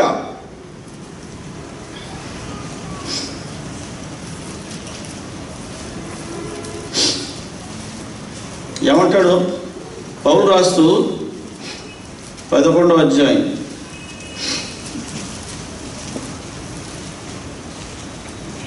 11-12 వచనాలు. రోమపత్రిక 11-12. జాగ్రత్తగా ఉంచండి. వారు పడిపోనట్లుగా తొట్టిల్రా, అట్లానో రాదు. వారికి రోషం పుట్టించుటకై వారి తొట్టుపాటు వలన అన్యజనులకు రక్షణ కలిగింది. మనం అన్యులం, ఇశ్రాయేలుతో సహపౌరులంగా. అపోస్తలుడైన పౌలు ఎఫెసీ పత్రిక 2వ అధ్యాయం 12వ వచనం రాశాడు. ఆ కాలమందు అంటే దేవుడు తన కుమారుని భూమి మీద పంపిన కాలంలో మనం ఇశ్రాయేలుతో సహపౌరులం కామంట. మనకు వాగ్దానాలు లేవు, నిబంధనలు లేవు, మన పరిజనులు, దేశం లేనివాడు. ఇశ్రాయేల్ కామనవంతులు మనకి ఏమాత్రం భాగం లేనివాడు, మనకు స్వాస్థ్యమే లేదు. పరదేశంలో దేవుడు లేనివారు అంటే క్రీస్తుకు దూరస్తులైన జ్ఞాపకం చేసుకోమని రాశాడు ఎఫెసీలో విగ్రహారది. అయితే దేవుడు కరుణా సంపన్నుడై తన కుమారుని మన మీద ఉన్న జాలి చొప్పున జగత్ పునాది వేయబడుకుని మనం ఏర్పరచుకున్న కారణాన్ని బట్టి తన కుమారుని యొక్క రక్తం ద్వారా నిన్ను నన్ను దేవునితో సమాధానపరచడానికి ఆయన ఈ కార్యం జరిగించాడు. ఎపిస్పతి 2:13-14 రాశాడు. కాబట్టి వారి తొట్టుపాటు వలన అన్ని జనులకి ఏమొచ్చింది? రక్షణ వచ్చింది. ఇశ్రాయేలు తొట్టుపాటు పడితే ఆ తొట్టుపాటు కారణం ఏంటంట? వాళ్ళు తొట్టుపాటు కూడా చూడండి అన్నమాట. ఎంత అద్భుతంగా రాశాడు పౌలు గారు. ఏమిటన్నమాట? రండి, రోమపత్రిక 11:12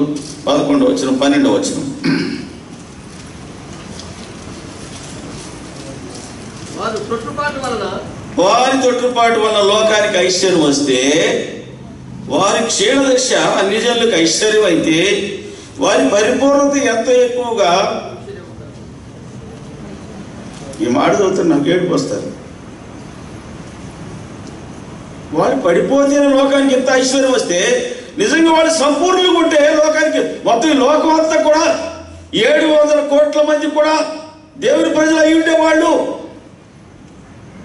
వాళ్ళు తొట్టుబాటు అయితేనే ఒక ఇండియా దేశంలోనే 2 కోట్ల మంది క్రైస్తవులు అయితే, వాళ్ళు తొట్టుపడకుండా ఉంటే ఇవాళ 125 కోట్ల మంది కూడా క్రైస్తవులు అయ్యేవాళ్ళు. ఆ మాటకు అర్థమైంది. వారి తొట్టుపాటు లోకానికి క్షీణదశ అయితే, వాళ్ళ క్షీణదశ లోకానికి ఐశ్వర్యం ఇస్తే, వారి యొక్క పరిపూర్ణత ఎంత ఎక్కువగా ఐశ్వర్యము. దేవా, నన్ను అంగీకరించడానికి వాడిని చేయదులు పెట్టావా? అర్థమైందండి? నన్ను పరిమాణాలను మనల్ని దేవుని ఇంటిలో కూర్చొని ఇక్కడ కూర్చుంటాము. ఈ ఇంటిని ఎట్టకోల్చారని అన్నాగం మీద వేసిన ఎత్తుగడలు చేసే మనల్ని ఈ ఇంట్లో చేర్చుకోవడానికి వాళ్ళని చేయి వదిలిపెట్టాడు దేవుడు. వాళ్ళు నిష్ఠగా వాడు ధర్మశాస్త్ర విషయంలో మహారోషంగా వాడు దేవుడు అంటే అంత రోషంగా ఉన్నాడు. వాడు బబులోంచి వచ్చిన తర్వాత ఇంతవరకు మళ్ళీ విగ్రహాల జోలికి వెళ్ళలేదు ఇశ్రాయేలు. మహారోషంగా ఉన్నాడు. వాళ్ళ తొట్టుపాటి లోకానికి ఐశ్వర్యం, వాళ్ళ క్షీణదశ లోకానికి ఐశ్వర్యం కలిగిస్తే, ఒకవేళ వాళ్ళ పరిపూర్ణంగా ఉండి వాళ్ళ లోకం అంతా కూడా దేవునిమయమై ఉండేది. విగ్రహాలు ఎక్కడుండేయో. కాబట్టి దేవుడు ఏం చేట వాళ్ళకి. అందుకనే ఆ మాట ఇంకో మాట రాశాడు. చూడండి రండి, 11వ అధ్యాయం 31, 32.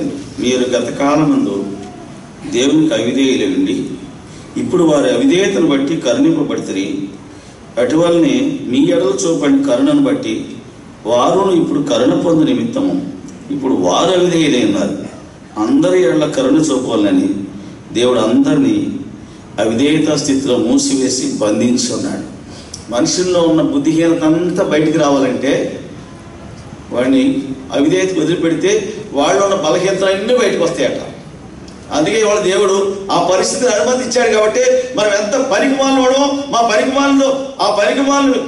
మన పరిగమాల తరానికి పరాకాష్ట ఏంటో ఆ హై లెవెల్ చూపించడానికే దేవుడు కొద్ది కాలాన్ని పర్మిట్ చేశాడు. కాబట్టి ఏ మనిషి అలాంటి వాడు ఇక్కడ వచ్చి ఆరాధన చేసేవాడు వాళ్ళు ఆ పరిగమాల తరం ఎంత ఉందో చూపించడానికే, ఎంత పరిగమాలనోడు చూపించడానికే దేవుడు ఈ పరిస్థితి రానిచ్చాడట. చిత్రం ఏంటంటే కొద్ది శేషం ఉంది సంఘంలో, కొద్ది శేషం ఉంది. ఆ శేషం ద్వారా సంఘం బతికి బట్ట కడతాను, మర్చిపోవద్దు. దానియేలు లాంటి శేషం ఉంది. అర్థమైందండి? దానియేలు లాంటి శేషం ఉంది, ప్రార్థించే శేషం ఉంది. తెర వెనుకున్నారు, వాళ్ళు బయటికి రారాడు. వాళ్ళ దేనితో సంబంధం లేదు. వాళ్ళకి ప్రభా యెరూషలేము కాయ, హెబ్రోను కాయ.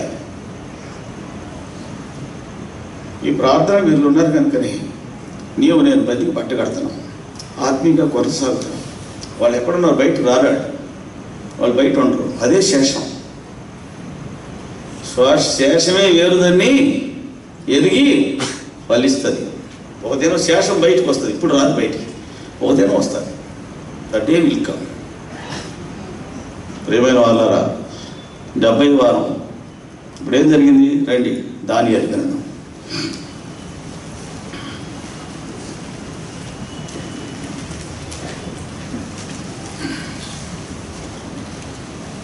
ఈ 62వ వారం జరిగిన ముఠ ఏమీ లేకుండా అభిషిక్తులు నిర్మూలన చేయబడను.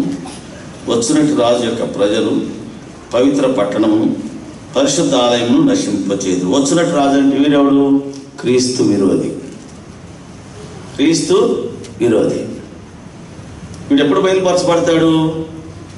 మొదటి తెస్సలోనికీ పత్రిక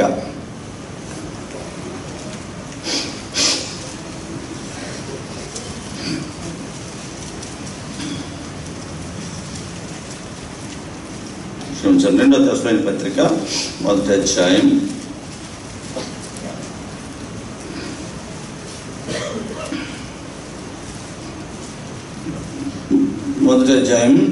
6-8 వచనాలు కలిసి ఉన్నాయి. ప్రభు అయిన యేసు తన ప్రభావం కనపరచు దూతలతో కూడా పరలోకం నుండి అగ్నిజ్వాలలో ప్రత్యక్షమై దేవుడు ఎరగని వారికి, మన ప్రభు అయిన యేసు సువార్తకు లోబడిన వారికి ప్రతిదండన చేయనప్పుడు మిమ్మల్ని శ్రమపరచు వారికి శ్రమయు, శ్రమ పొందుచున్న మీకు మాతో కూడా విశ్రాంతి అనుగ్రహించిన దేవునికి న్యాయమే అని కింద 2వ అధ్యాయంలో ఏమని రాస్తారో జాగ్రత్తగా గమనించండి. 3వ వచనం, 2-3 వచనాలు. మీరు త్వరపడి చంచల మనసులు కాకుండా వల్లని, బెదరకుండా వల్లని మన ప్రభువైన యేసుక్రీస్తు రాకను బట్టి మనం ఆయన ఎదురు కూడుకుని బట్టి మిమ్మల్ని వేడుకొలుస్తున్నాం. మొదట భ్రష్టత్వం సంభవించి నాశన పాత్రుడకు పాప పురుషుడు బయలుపడితేనే కానీ ఆ దినము రాదు. ఏ దినం అది? ప్రభు వచ్చే దినం. ఇది యాకోబు ఇంటి వారికి శ్రమ దినాలు. యాకోబు ఇంటికి శ్రమ దినం అది. అది ప్రభు యొక్క రాకడ దినం. అది యెహోవా దినం అని రాయబడింది. జాగ్రత్త గమనిస్తే ఇప్పుడు ధర్మశాస్త్ర యుగం ముగిసింది. ఎప్పుడు? ధర్మశాస్త్రం యుగం అంటే ముగిసిపోలేదు. ధర్మశాస్త్రం యొక్క ముగింపు ఎవరి కోత దేని గురించి మాట్లాడింది? ధర్మశాస్త్రం గురించి, ధర్మశాస్త్రం ముగింపుని గురించి మాట్లాడింది. గోధుమల కోత దేని గురించి మాట్లాడుతుంది? కోత యుగ సమాప్తి. కోత అంటే యుగ సమాప్తి అంటే 2వ యుగం, నీతి కృపాయుగం యొక్క ముగింపు. అది ధర్మశాస్త్ర కాలంలో కృప ఉంది, కృపకాలంలో కూడా ధర్మశాస్త్రం ఉంది, మర్చిపోవద్దు. ఇప్పుడు ఆగాన్ని పట్టుకున్నారండి, పాపం చేశాడు, ఆగాన్ని పట్టుకున్నారు. దేవుడు ఎప్పుడో ఒక టైం ఇచ్చాడు, రేపు ఉదయం అన్నాడు. ఈరోజు వాడు సాయంత్రం పోయి దేవుని దగ్గర యెహోషువ 7వ అధ్యాయంలో యెహోషువ వాళ్ళందరూ పెద్దలు కలిసిపోయి ముఖం మీద నేల మీద ముఖాలు మోపుకుని ఏడ్చుకుంటూ ప్రార్థన చేస్తే, నువ్వు ఇక్కడ ముఖం మోపుకుంటావు, నేల మోపుకుంటావు, ఇశ్రాయేలు పాపం చేశారు పో, వాడు సరే రేపు ఉదయం పెరేడ్ పెట్టమన్నాడు. 10వ వచనంలో, 7వ అధ్యాయం 10వ వచనంలో. అంటే ఎంతసేపు టైం ఇచ్చాడు? ఆఖరికి రేపు ఉదయం వరకు టైం ఇచ్చాడు. ఆ రేపు ఉదయం వరకు ఉన్న కాలం ఏంటి? కృపకాలం. రేపు ఉదయం వరకు ధర్మశాస్త్ర కాలంలో కూడా ఏముంది? కృప ఉంది. కానీ నన్ను వాడుకున్నాడు, వాడు వాడుకోలే. అననీయ సభ్యులు ఉన్నారు కృపకాలంలో. ఇది కొత్తగా సంఘం ఏర్పడిన తర్వాత కృపకాలమే. వాళ్ళు ఏం చేశారు? కృపను దుర్వినియోగం చేశారు. దుర్వినియోగం చేసి మీ ఇద్దరు కూడా పలుకున్నారు. ఎందుకే అమ్మారంటే ఎందుకే అమ్మామని చెప్పాడు. ఎవరు? అననీయ. అక్కడే పడి చచ్చాడు. కాసేపు 3 గంటల తర్వాత వారి భార్య వచ్చింది. ఇంతకే అమ్మారు? పేతురు మళ్ళీ అడిగాడు, ఎందుకే అమ్మాను? వెంటనే ఏమొచ్చింది? అక్కడ దేవుడి తీర్పు వచ్చింది. అంటే కృపకాలంలో కూడా ధర్మశాస్త్రం పనిచేస్తుంది, ధర్మశాస్త్ర కాలంలో కూడా కృప పనిచేస్తుంది. కృపను దుర్వినియోగం చేయకూడదు. కృపను దుర్వినియోగం చేయకూడదు. కృప ఏముంటుంది? బ్రతకమంటది. మత్తయి సువార్త, యోహాను సువార్త 10వ అధ్యాయంలో యేసుప్రభు దగ్గరికి 8వ అధ్యాయంలో యేసుప్రభు దగ్గరికి స్త్రీని తీసుకొచ్చారు. వ్యభిచారం చేయించుండగా పట్టబడెను. ఎవరి దగ్గర తీసుకొచ్చారు? కృప దగ్గరికి తీసుకొచ్చారు. ఏమి తీసుకొచ్చారు? ధర్మశాస్త్రాన్ని పట్టుకొచ్చారు. ఎవరు? పరిసయ్యులు, శాస్త్రులు అందరూ వచ్చారు. ధర్మశాస్త్రం ఏం చెప్తుంది? ఈ వ్యభిచారం చేయించుండగా పట్టుబడెను. కాబట్టి ధర్మశాస్త్రం ఏం చెప్తుంది? ఇవి రాళ్ళతో కొట్టి చంపాలి. ఇదే పులిపేట మీద 82వ సంవత్సరంలో దైవజనుడు బెంగళూరు సేవకుడు అమృతరాజు గారు నిలబడి ఈ విషయం మీద మాట్లాడుతూ, ఆమె తీసుకొచ్చారు, బాగుంది, ఒక వ్యభిచారం చేయించుండగా పట్టుబడాను అందే, కాట్ రెడ్ హ్యాండెడ్ పట్టుకొచ్చారు కదా. పట్టుకొచ్చిన స్త్రీ మరి పురుషుడు ఏమయ్యాడు? వాడిని ఎక్కడ వదిలిపెట్టారు? వాడిని ఎందుకు వదిలిపెట్టారు? మరి ధర్మశాస్త్రం అంటే లెక్క ప్రకారం ఇద్దరు పట్టు రావాలి కదా. ఒకడు వదిలిపెట్టి ఒకడు తేవడం ఏంటి? ఈ ధర్మం కాదు కదా, ధర్మశాస్త్రానికి విరుద్ధం కదా.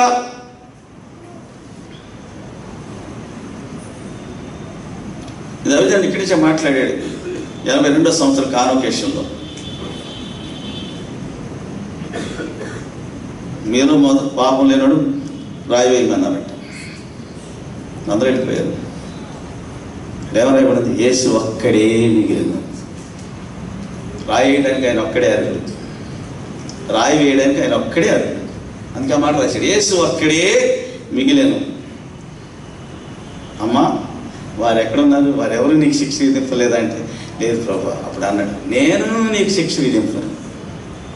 కృప ఏం చేస్తుంది? ఇక కృప ఏమంటుంది? నీ పాపాలు క్షమించబడ్డాయి, ఇక నువ్వు పాపం చేయొద్దంటుంది కృప. ధర్మశాస్త్రం ఏంటిది? అక్కడికక్కడే తెగనారికి వేస్తుంది ధర్మశాస్త్రం. రెండో దానికి చోటు వచ్చదు.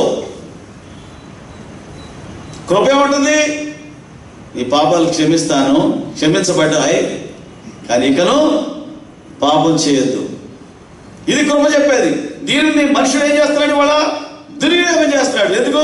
కృపకాలం ఉంది కదా, ఏం చేసినా నడుస్తుంది కదా అని. నో, కాదు. రూపాయికి నాణ్యానికి రెండు పక్కల ఉంటాయండి, రెండు ఉంటాయి. బొమ్మ ఉంటుంది, బొరుస ఉంటుంది. ఓ పక్కనేమో నాణ్యం యొక్క వాల్యూ ఉంటుంది, రెండో పక్కనేమో వాల్యూ ఇచ్చిన వాడి యొక్క సింబల్ ఉంటుంది. ఎవరు ఆ వాల్యూ ఇచ్చాడో అది రిజర్వ్ బ్యాంకు, ఏ బ్యాంక్ అయితే ఆ బ్యాంక్ యొక్క సింబల్ ఉంటుంది. అంటే అర్థం ఏంటి? ఓ పక్కనేమో నాణ్యం అంటే సంఖ్య ఉంది, రెండో పక్కన అధికారం ఉంది. ఓ పక్కన మనం ఏం చూస్తున్నావు? కృపనే చూస్తున్నావు.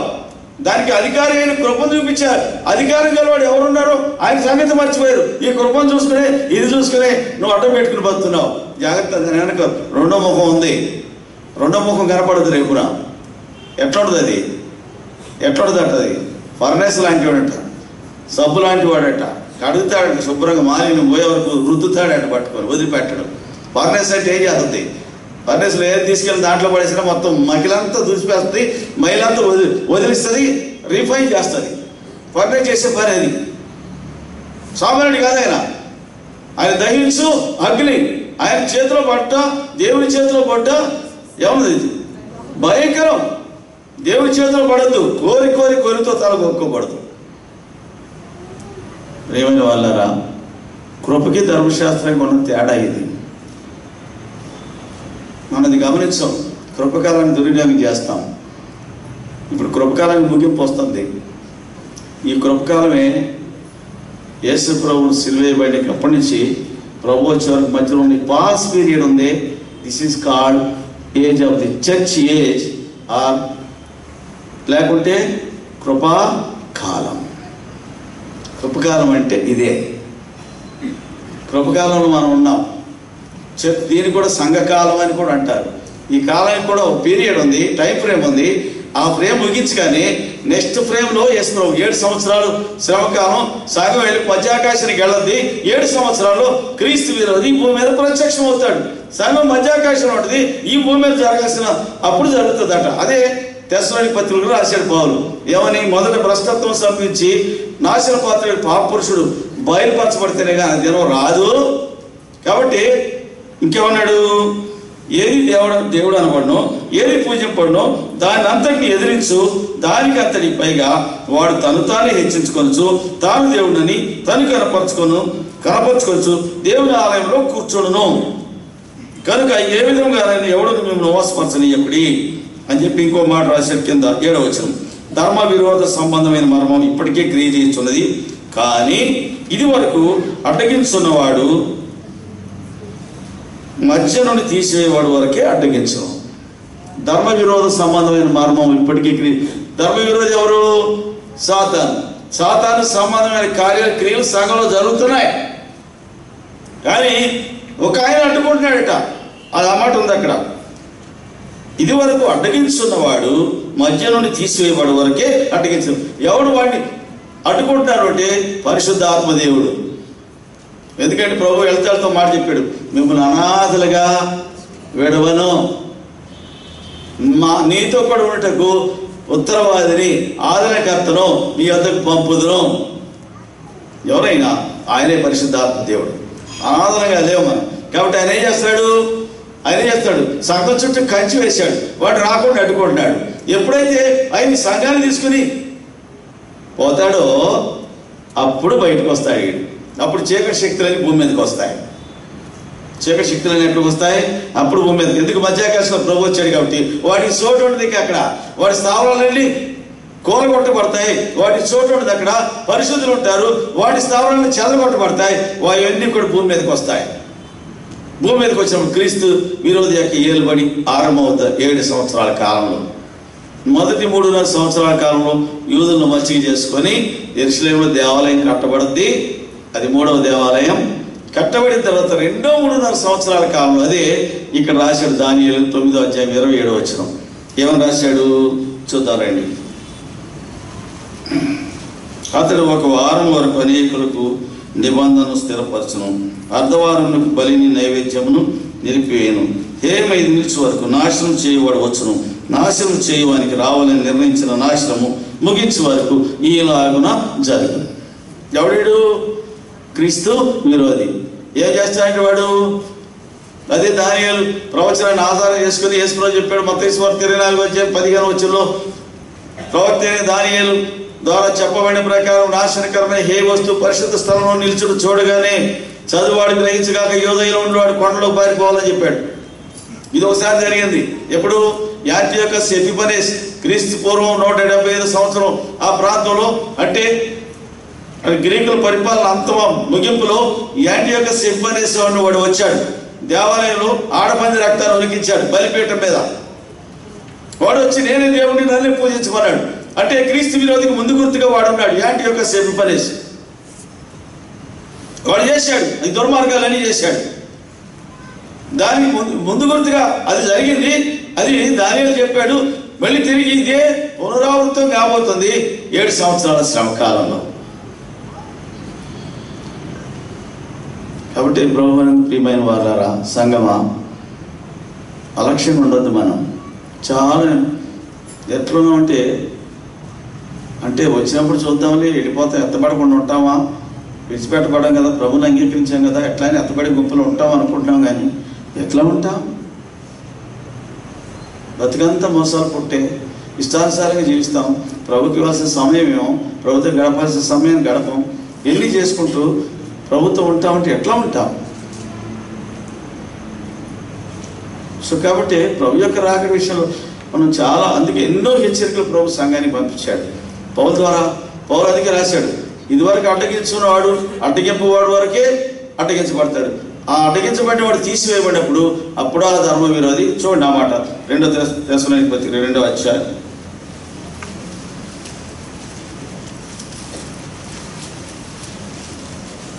8వ వచనం.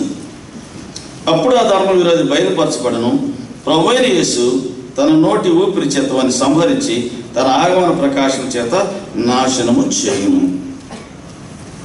అయితే మొదటి 3.5 సంవత్సరాల కాలం అయిన తర్వాత వాడు అసలు నిజస్వరూపం బయటపడుతుంది. వాళ్ళతో యూదులతో నిబంధన చేసుకుంటాడు. అంటే ఇది వ్యాపార సంబంధమైన నిబంధన. అంటే ఇప్పుడు అంతా కలిసి మొత్తం, అంటే ప్రపంచ దేశాలన్నీ ఒక ఎత్తు అవుతాయి. ఇస్రాయేల్, ఎందుకంటే ఇస్రాయేల్ దేశంలో రిటైల్ మార్కెట్లో ఇస్రాయేల్ దేశమే వాల్మార్ట్ పేరుని ఉంటారు. ప్రపంచంలో హైయెస్ట్ రిటైల్ మార్కెట్ అది. అంటే వాళ్ళ వ్యాపారాలు అన్నీ కూడా ఇప్పుడు వాళ్ళ వ్యాపార ఒప్పందం. ఇది వ్యాపార ఒప్పందంలో భాగంగా వీళ్ళు ఏం చేస్తారు? వీళ్ళు ప్రపంచ దేశాలన్నీ కలిసి ఇస్రాయేల్ మీద ఒత్తిడి తీసుకొస్తాయి. ఇప్పుడు ఇస్రాయేల్ దేశానికి ఇప్పుడు ఏంటి? వాళ్ళ పాలస్తీనా దేశం ఒకటి యెరూషలేం పట్టణం ఉంది. యెరూషలేం 2 భాగాలుగా చేసి ఏం చేశారు? దాన్ని తూర్పు భాగం పాలస్తీనాకి ఇచ్చారు, పశ్చిమ భాగం ఏమో ఎవరికి ఇచ్చారు? ఇస్రాయేల్కి ఇచ్చారు. అది ఎట్లా అవుతుంది? ఇస్రాయేల్ దేశం పూర్తిగా ఇస్రాయేల్ది. వాళ్ళు 1853 సంవత్సరాలు లేనందుకు గాను ఆ దేశాన్ని మొక్కలు చేసి పాలస్తీన్లు ఆక్రమించుకున్నారు, అరబ్బులు ఆక్రమించుకున్నారు. ఇప్పుడు పైన 16వ శతాబ్దంలో ఓమర్ ఖలీఫ్ అని ఇప్పుడు డోమ్ ఆఫ్ ది రాక్ అని చెప్పే ఆ స్థలంలో, అంటే సొలొమోను దేవాలయం స్థలంలో డోమ్ ఆఫ్ ది రాక్ అని ఒక కింద సినగాగ్ ఉంటుంది, పైన డోమ్ ఉంటుంది. పైన అరబ్బులు ఆరాధనకు సింహం ఉంటుంది, కిందేమో యూదుల యొక్క ఆరాధన గృహం లాగా డోమ్, పైన డోము, కిందేమో సినగాగ్. ఇరుములు కట్టి, అంటే ఎట్లా ఉంటుంది? అంటే చాట్లో తోడు పెట్టి కుక్కలకు పోట్లో పెట్టి అంటే అట్లా ఉంది ఇది. ఇప్పుడు అంటే అక్కడ జరుగుతున్నది ఏంటంటే పశ్చిమాసియాలో జరుగుతుంది కేవలం యెరూషలేం కోసం కొట్లాడంటే దీని కొరకే, దేవాలయం కోసమే, ఆ పర్వతం కొరకే. నెమ్మదిగా వీడు వస్తాడు. ఇప్పుడు ఒకటి కావాలి ప్రపంచానికి, ఒక లీడర్ కావాలి, ఒక డైనమిక్ లీడర్ కావాలి. ఆ డైనమిక్ లీడర్ కొరకు ప్రపంచం ఎదురు చూస్తుంది. నెమ్మదిగా ఎంటర్ అవుతాడు. అప్పుడు సంఘం ఎత్తబడినప్పుడు వీడి పిక్చర్లోకి వస్తాడు. ఎవరు? క్రీస్తు విరోధి. ఇప్పుడు వీడే సమాధానకర్త. అన్ని ఈ గుడ్డిగా నమ్ముతారు ఇశ్రాయేలు యూదులు. ఇతరే మెస్సే, మేము చూస్తున్న మెస్సే ఇతరే అనుకుంటారు. గుడ్డిగా వాడిని వెంబడిస్తారు. ఆఖరికి వాళ్ళ వ్యాపార లావాదేవీలన్నీ కూడా, అంత ఫైనాన్షియల్ ట్రాన్స్ఫర్స్ అన్నీ కూడా ఒక ఖాతాలోకి వచ్చేస్తాయి. ఇవాళ ఫైనాన్స్ రిసోర్సెస్ అన్నీ కూడా క్రీస్తు విరోధి యొక్క, అంటే లోకం అంతా కూడా వాడి చేతికి ఎందుకు వస్తుంది. వీళ్ళు కూడా వ్యాపార ఒప్పందం చేసుకుంటారు. అందుకే ఒక వారానికి అక్కడ ఏం రాయబడింది? 9:27 అతను ఒక వారంకు అనేకులకు నిబంధన స్థిరపరచను. వాళ్ళు వ్యాపారంగా ఓ లావాదేవీ కొరకు అంటే ఒక వ్యాపారం, ఒక నిబంధన కవరేట్ చేసుకుంటారు. దాని ప్రకారం వాడు కొనసాగాలి. 7 సంవత్సరాలు ఉంటుంది. ఆయన 7 సంవత్సరాలు ముగింపే మధ్యలోనే అర్ధ సంవత్సరంలోనే, అంటే అర్ధవారంలో, అంటే 3.5 సంవత్సరాలకి ఆ నిబంధన భంగం చేస్తాడు. అంటే వాళ్ళ ఫైనాన్షియల్ రిసోర్సెస్ అన్నీ ఖాళీ అయిపోతాయి. ఎవరికి వెళ్ళిపోతాయి? క్రీస్తు విరోధి అకౌంట్లోకి వెళ్ళిపోతాయి మొత్తం. వీళ్ళు తినడానికి తిండి కూడా దొరుకుతుంది. ఇప్పుడు ముద్ర వేసుకోవాలా? ముద్ర వేసుకోవాలా? లేకుంటే ప్రాణాలను దక్కించుకోవాలా? లేదా హతసాక్షణ కావాలా? తప్పించుకోవాలంటే ఎక్కడికైనా పారిపోవాలా? ప్రాణం దక్కించుకోవాలి. అరణ్యంలో పోయి గడ్డని తిని బతకాలి తప్ప ముద్ర మాత్రం ఇచ్చుకోవద్దు. ఇండోనేషియాలో ఆల్రెడీ ఇంప్లిమెంటేషన్లోకి వచ్చింది. బహుశా మన దగ్గర కూడా తొందరగా రావచ్చు. అర్ధవారానికి బయలుదేరి నైవేద్యం నిలిపివేరంటే వాడు చేసిన నిబంధన భంగపరుస్తాడు. భంగపరిచి ఇప్పుడు వచ్చి దేవాలయం వాడే కూర్చుంటాడు.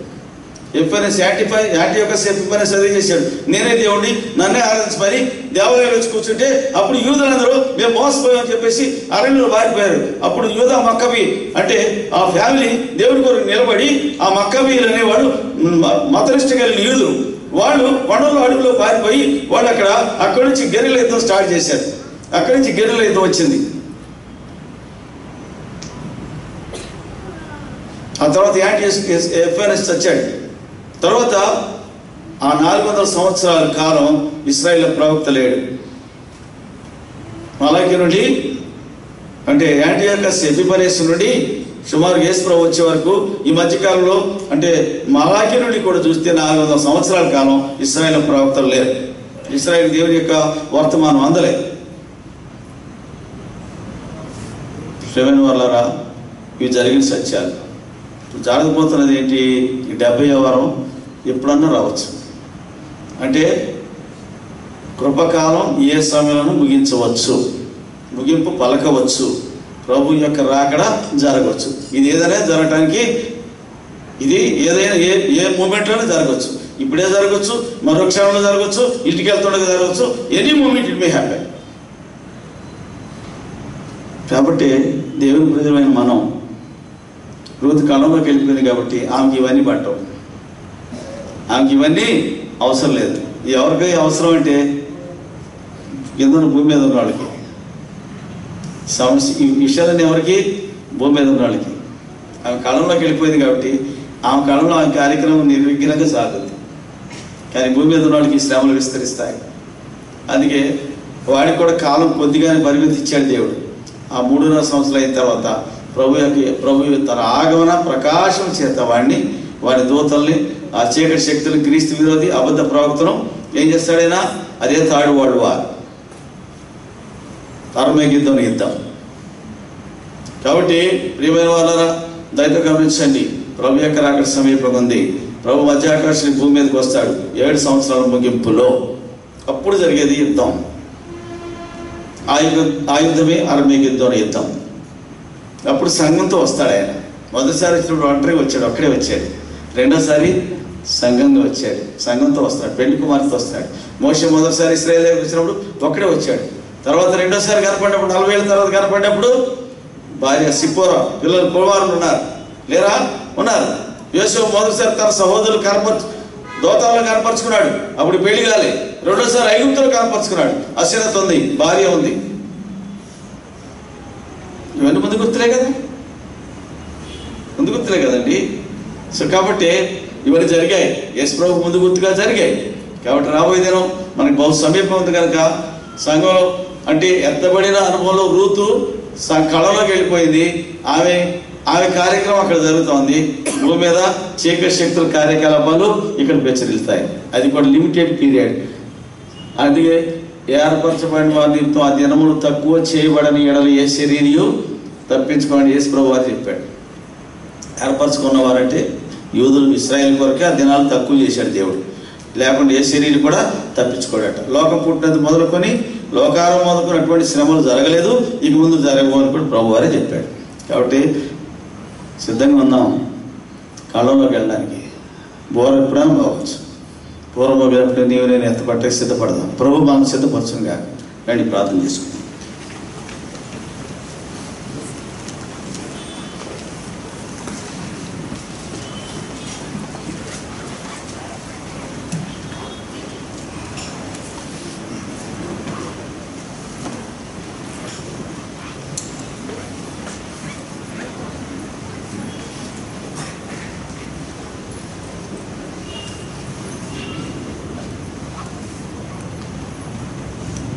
మనవి ఇమాన్యుయల్ బిలాయ్ ఛత్తీస్గఢ్లో లివర్ ప్రాబ్లంతో కష్టపడుతున్నాడు. మరి ఆయన కొరకు ప్రార్థన చేయమని, మేజర్ ఆపరేషన్ ట్రాన్స్ప్లాంటేషన్ జరగాలి. బిలాయ్ వారి ఇంట్లోనే ఆరాధన కూడా జరుగుతుంది. మరి ఇమాన్యుయల్ మన మధ్యలో కూడా ఉన్నాడు. అందరూ ప్రార్థనలో జ్ఞాపకం చేసుకోండి. ప్రేమగల తండ్రి, ఋతు చరిత్ర నుండి మాకు అనేక సత్యములు మాకు బయలుపరుస్తున్నందుకు వందనాలు. ప్రభు రాకడను గూర్చిన మర్మం కూడా గొప్పది. ప్రభు రెండవ రాకడ మొదటి దశలో సంఘం ఎత్తబడేది, సిద్ధంగా ఉన్నవారు ఎత్తబడేది. దానికి కూడా పాత్రులైన వారు ఎంతో ధన్యులు. ఆ తర్వాత లోకములో క్రీస్తు విరోధి రావడం, యూదులు కొంతకాలం క్రీస్తు విరోధిని మెస్సయాని అనుకోవడం, తర్వాత వారి యొక్క ప్రవర్తనను బట్టి వాడు మెస్సయ కాదని గుర్తించి నిరాకరించి శ్రమలు కూడా పొందడం. క్రీస్తే 2000 సంవత్సరాల క్రితం వచ్చిన యేసే మేము నిరాకరించి సిలువ వేసి తృణీకరించిన వ్యక్తి మెస్సయాని గుర్తించి ప్రభు కొరకు ఏకైక కుమారుని కొరకు ఏడ్చినట్టు ఏడవబోతున్నారు కూడా. ఆ మొరని విని క్రీస్తు మరలా లోకానికి పరిశుద్ధులతో పాటు వచ్చి క్రీస్తు విరోధిని జయించి లోకములో ఏలబోతున్నాడు. మా ప్రభు రాజని, యుగ యుగములకు రాజని మేము ఇప్పుడే గుర్తించి అలాంటి ధన్యతలో ఉండేవారుగా మమ్మల్ని చెయ్యండి ప్రభువా. మరి ఇవన్నీ మేము ఋతు గ్రంథం నుండి ఒక ఛాయారూపకంగా ఇంకా నేర్చుకొనుటకు, కాలములు కూడా గుర్తించుటకు, మీరు అక్కడలో సిద్ధంగా కూడా ఉండుటకు, అనేకులను సిద్ధపరచుటకు కూడా మాకు జ్ఞానం, మెలకువతన, ప్రార్థన, పట్టుదల, ఆసక్తి, రోషం దయచేయండి ప్రభువా. మరి వెనుకకు పోకుండా రక్షణ పొందిన వారు కూడా ఎల్లప్పుడూ మెలకువగా ఉండేటట్టు సాయం చేయండి. మా మధ్యలో ఎవరైనా ఇంకా రక్షణ పొందకపోతే వారి గతి ఎంత ఘోరం అవుతుందో అది కూడా మేము గుర్తు చేయబడుతున్నాం. కాబట్టి అలాంటి దౌర్భాగ్యకరమైన స్థితిలోనికి ఎవరు పోకుండా కూడా రక్షణ తీర్మానం చేసుకొని ప్రభు బిడ్డలుగా జీవించటకు సాయం చేయండి. మీ వాక్యముని ఇంకా మాకు విశదీకరించి మమ్మల్ని మెలకువగా ఉంచండి. మీరెంత ప్రేమగల దేవుడో, ఇశ్రాయేలు ఎడల కూడా ఎలాంటి శ్రమలు కూడా అనుమతించారు. ప్రభువే వారిని కొట్టాడు, ప్రభువే వారిని బాగు చేశాడు. వారు కూడా ప్రభువును త్రోసివేసినది కూడా ఒక విధంగా అన్యులకు ఐశ్వర్యంగా మారింది. ఒకరోజు వారు తిరిగి సమకూర్చబడేది ఇంకా లోకమంతటికి పునరుద్ధానంగా కూడా మారుతుంది. కాబట్టి ఇశ్రాయేలీయుల్లో కూడా దేవుడు ఎంత దయ చూపించాడు. వారి తొట్టుబాటు ద్వారా కూడా మాకు ఐశ్వర్యమే కలిగించాడు. ఎంత దయగల దేవుడు అని స్తుతిస్తున్నాం.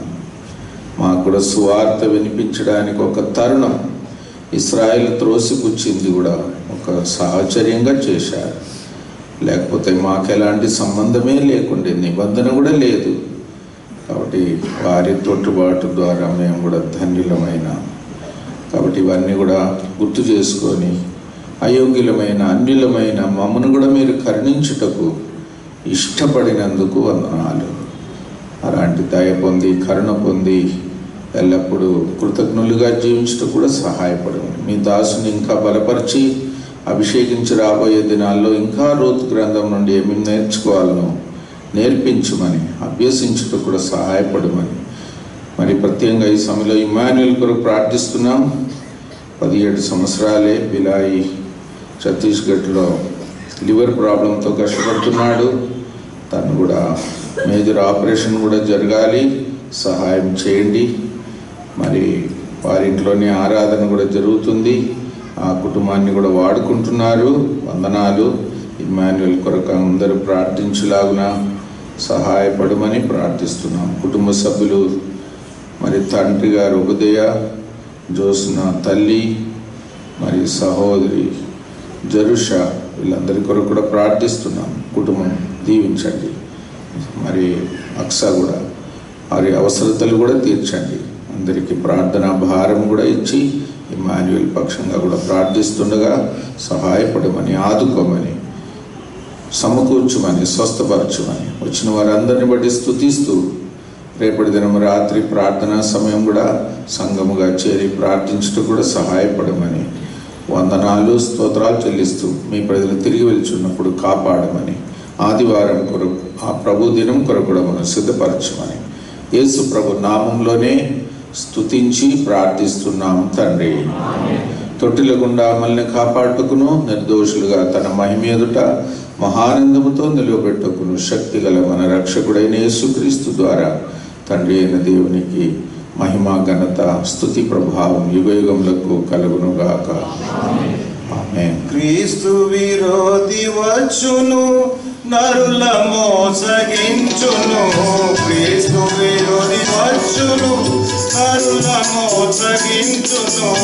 అంత పాపమధికమై దేవభక్తి తప్పును.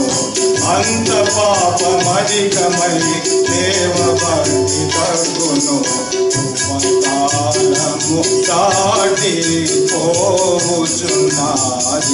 కృప పొందను పరుగిడి రండి వేగా. కృప పొందను పరుగిడి రండి వేగా.